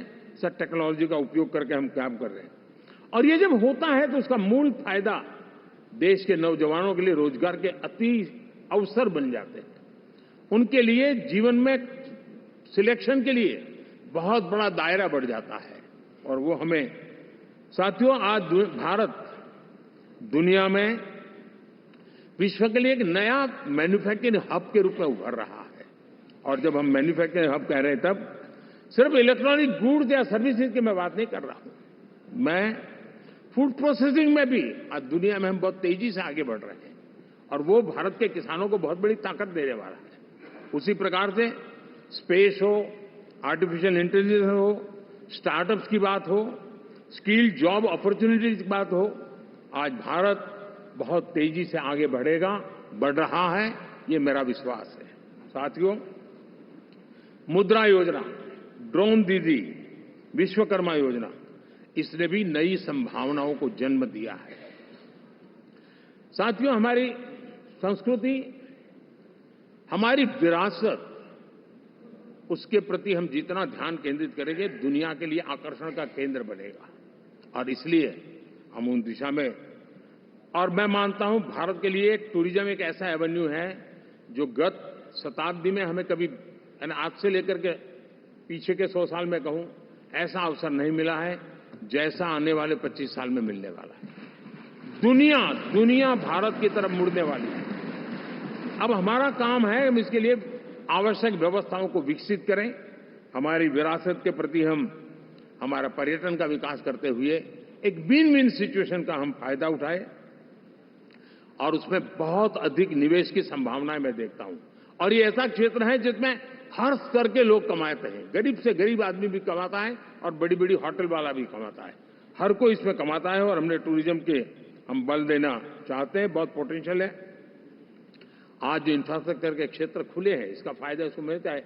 एयरवे हो, रेलवे हो, हमारे एक्सप्रेस वे हो, ये हमारा यातायात जितना बेहतर हो और हमारा डिजिटल कनेक्टिविटी का जो काम है, ये इसके लिए एक बहुत बड़ा पॉजिटिव ग्राउंड तैयार कर रहा है और जिसका फायदा मिलने वाला है। और जो वोकल फॉर लोकल और रीजनल टूरिज्म, इसको एक बल देने का काम है। साथियों, अब दुनिया एक नए युग में प्रवेश रही है। जिस समय औद्योगिक क्रांति हुई, उस समय हम गुलामी के दौर से गुजर रहे थे। तो औद्योगिक क्रांति का जितना फायदा लेना चाहिए, हम नहीं ले पाए। अब एक नया युग शुरू हो रहा है, हरित युग, ग्रीन एरा। भारत के पास बहुत संभावनाएं हैं इसका नेतृत्व करने की और हम इसके लिए आने वाले दिनों में ग्रीन हाइड्रोजन की बात हो, ग्रीन एनर्जी हो या ग्रीन जॉब्स हो या ग्रीन मोबिलिटी हो, इन सारे विषयों को हम इतनी तेजी से आगे बढ़ाना चाहते हैं ताकि इस हरित युग का नेतृत्व दुनिया में भारत का सामर्थ्य सिद्ध कर दें, ये हम चाहते हैं। साथियों, इसी सिलसिले में इस 5 जून को जब पर्यावरण दिवस था, 4 जून को नतीजे आ गए थे, तो उसी दिन मेरे मन में एक विचार आया कि कार्यक्रम 5 जून को हमने आरंभ किया, एक पेड़ मां के नाम। हर किसी को मां के प्रति श्रद्धा होती है और मैं भी देशवासियों को कहूंगा कि आने वाले समय में कभी आपकी माताजी का जन्मदिन हो, क्या कोई और शुभ दिन हो, अपनी मां के नाम पर एक पेड़ लगाइए और मां जीवित हैं तो साथ लेकर जाइए, उनकी फोटो आप सोशल मीडिया में अपलोड कीजिए और मां नहीं है तो उनकी फोटो रख करके एक पेड़ लगाइए और वो अपनी मां का भी सम्मान होगा और धरती मां की सेवा होगी। हम इन 2 माताओं की सेवा करें। साथियों, एनडीए, अब भारत आइसोलेशन में नहीं जी सकता। वैश्विक परिवेश में भारत की भूमिका दिनों दिन बहुत बढ़ती चली जा रही है। 2014 में जब एनडीए की सरकार बनी, पूरे विश्व में उसी एक पल से ही एक नया जिज्ञासा पैदा हुई। थोड़ी आशा के संकेत उनको नजर आने लगे और फिर उस बदलाव बहुत बड़ा तेजी से आया और पिछले 10 वर्ष में भारत ने जिन कामों को बढ़ लिया है, आज भारत की छवि विश्व बंधु की बन चुकी है। दोस्तों, विश्व हमें एक बंधु के रूप में स्वीकार कर रहा है और जब दुनिया हमें विश्व बंधु के रूप में स्वीकारती है तो हमारी वैश्विक जिम्मेवारियों को भी हमने हमारे आने वाले रोड मैप में महत्व देना ही होगा। और भारत की सफल विदेश नीति ने अच्छे परिणाम भी दिए हैं। हमने हर संकट को उस प्रकार से हैंडल किया जिस प्रकार से मानवीय मूल्यों को हमने प्राथमिकता दी। उसका परिणाम है कि सामान्य मानवी के मन में ये विश्व बंधु वाला भाव बहुत मजबूत हुआ और भारत का सेवा भाव का जो कैरेक्टर है उसको विश्व ने पहचाना है। चाहे यूक्रेन का संकट हो, चाहे अफगानिस्तान का संकट हो, हर हमारे लोगों को बचाना हो, हमने किसी भी में हमने कोई कमी नहीं रखी है। और साथियों, ये क्षमता के कारण भारत में निवेश की संभावनाएं बहुत बढ़ने वाली है। मैं राज्यों से भी कहूंगा कि आप प्रगतिशील नीतियां बनाकर रेडी रहिए। विश्व आज आपके आंगन पे दरवाजे पर दस्तक दे रहा है और जो राज्य ज्यादा स्पष्ट नीतियों के साथ आएगा, जो राज्य उन कंपनियां विदेश आने वाले लोगों को ठीक से हैंडल करेगा, उसको बेनिफिट मिलने ही वाला है। और भारत ने जो नीतियां बनाई है, भारत ने जो वातावरण बनाया है, उसका लाभ भारत के हर राज्य को मिलना चाहिए और उस दिशा में हम तेजी से काम करना चाहते हैं। साथियों, हमने G20 समिट में देखा है, दुनिया का भारत के प्रति नजरिया बदला है। जो लोग इन चीजों को माइन्यूटली देखते होंगे उनको पता होगा कि G20 एक प्रकार से कई संकटों से गुजर रहा था। उतार चढ़ाव आते रहते थे, बिखराव भी नजर आ रहा था, लेकिन भारत में G20 आने के बाद नए प्राण से भर गया है, नया सामर्थ्य आ गया है। और ये भारत की ताकत है कि उसने पूरे विश्व को जोड़ने में G20 के माध्यम से बहुत बड़ा काम किया है। और उसके इन दिनों भी जो परिणाम आए, इसके बाद मेरा काफी समय विदेश के सरकारों से फोन अभिनंदन स्वीकार करने में गया। और शायद मैं 2014 में 19 में भी ऐसा अनुभव नहीं था जितना इस बार फ्लो है। दुनिया के करीब करीब, अब नाम ले, उसने भारत को शुभेच्छा व्यक्त की है या बात करने की कोशिश की है। यानी ये वैश्विक जो हमारा ताकत है उसका परिचय करवा रहा है।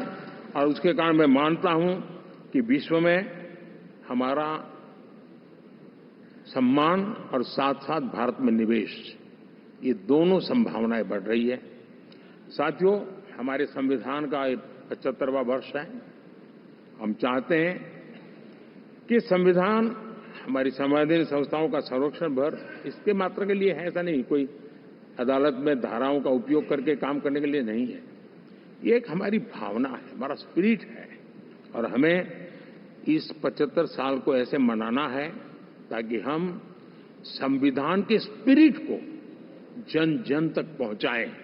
हर जन को संविधान की जो भावना है, कर्तव्य की भावना है, अनेक बात ऐसे इस बात है, उन सब प्रति समर्पण उसका बढ़े, उस दिशा में हम काम करना चाहते हैं। साथियों, छत्रपति शिवाजी महाराज के राज्याभिषेक के 350 वर्ष के उत्सव में देश आज रंगा हुआ है। और हमारे लिए सबसे बड़ी प्रेरणा है क्योंकि उसमें राष्ट्र प्रथम की भावना है। छत्रपति शिवाजी महाराज को याद करते ही राष्ट्र प्रथम की भावना हमें मजबूती देती है। और इसलिए हम देश में इसी एजेंडा को आगे रखते हुए, और जब इसी समय 350 साल का पर्व आया है, तो हमें अपनी पॉलिसी और परफॉर्मेंस और सामान्य मानवीय का जीवन बेहतर करना है, उसमें जरा भी विलंब नहीं करना है। साथियों, विकास की सारी तैयारियां, रोड मैप लेकर को हम चलेंगे ही, चल रहे हैं। लेकिन साथ साथ हम नए नए सांसद आए हैं, कुछ पुराने सांसद हैं, कुछ ज्यादा अनुभवी सांसद भी हैं। आप देखते हैं कि इन दिनों, पिछले 2 दिन से आप टीवी पे देखते होंगे, एक भी सच्चाई मुझे उसमें नजर नहीं आई। कोई ये कह रहा है, कोई वो कह रहा था, सब मैंने कहा भी जरा पूछो तो ये जानकारी लाते कहां से, गपगोले चला रहे, किसी के खाते में कुछ भी डाल करके चल रहा है। तो मतलब ये थोड़े दिन, क्योंकि 10 साल से ऐसे अवसर नहीं मिले हैं, तो शायद ये उबाल जरा ज्यादा रहेगा। लेकिन आप मान के चलिए जी, ऐसे लोग कोई पहुंचेंगे, बस साहब मेरा अच्छा संबंध है, मंत्री में आपका नंबर कर सकता हूं, आया, हमें भी पता नहीं होता यार, हो सकता है मिनिस्टर बनने का ये रास्ता होगा तो हम भी गलती से उसका हाथ पकड़ लेते हैं और वो पता नहीं वो किस खाई में डुबो देता है। कभी कभी तो शायद अब तो टेक्नोलॉजी ऐसी है कि हो सकता है मेरे सिग्नेचर से कोई लिस्ट बाहर निकल जाए कि ये मंत्री बन गए, हो सकता है कोई बुद्धिमान डिपार्टमेंट भी बांट दे। तो आजकल कई लोग सरकार बनाने में लगे हुए हैं, मंत्री पद बांट रहे हैं, पद बांट रहे हैं, व्यवस्था बांट रहे हैं। मैं आपसे आग्रहपूर्वक कहता हूं, और जो मोदी को जानते हैं, ये सारे प्रयास निरर्थक है। वे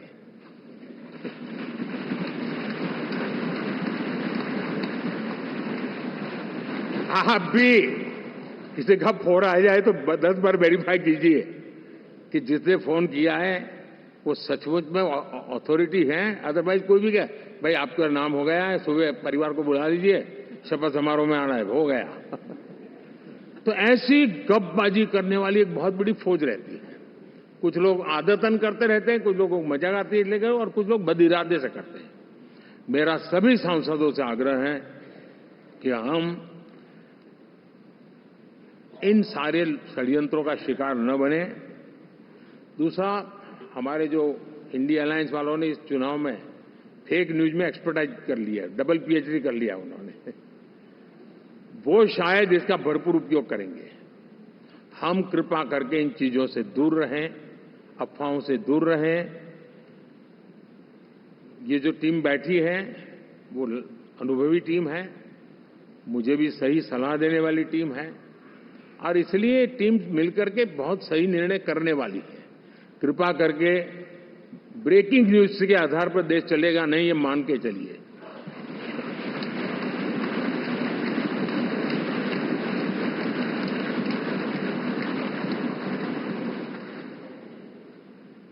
साथियों, विकसित भारत का संकल्प लेकर के हम चले हैं।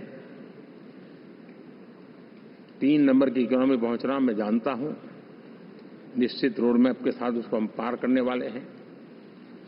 और मैंने पहले भी कहा था कि मेरा पल पल देश के नाम है, मेरा पल पल आप लोगों के नाम है। मैं 24/7 अवेलेबल हूं।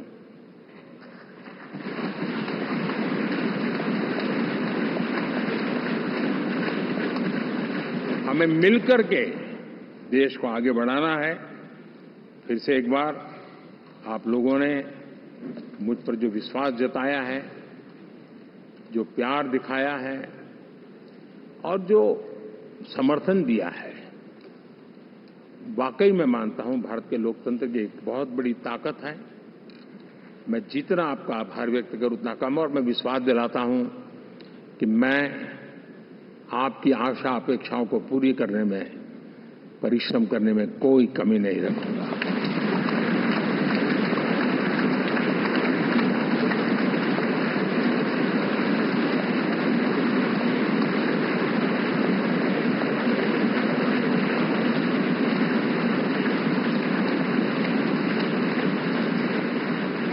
मेरे लिए जन्म सिर्फ और सिर्फ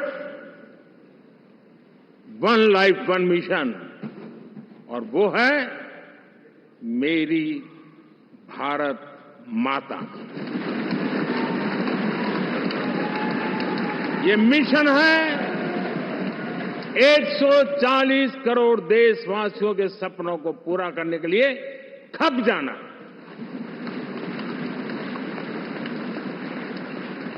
ये मिशन है 140 करोड़ देशवासियों को 1000 साल की मुसीबतों से जो गुजरी हुई पीढ़ी दर पीढ़ी है, उसे मुक्ति दिला करके सम्मान के साथ विश्व में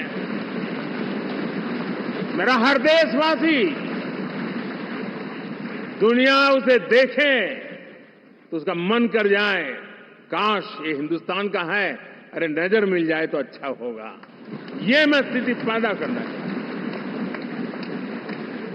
उसका मन लालायित होना चाहिए, हिंदुस्तानी है, अरे यार जरा हाथ मिला लूं, कुछ एनर्जी मुझे भी आ जाए।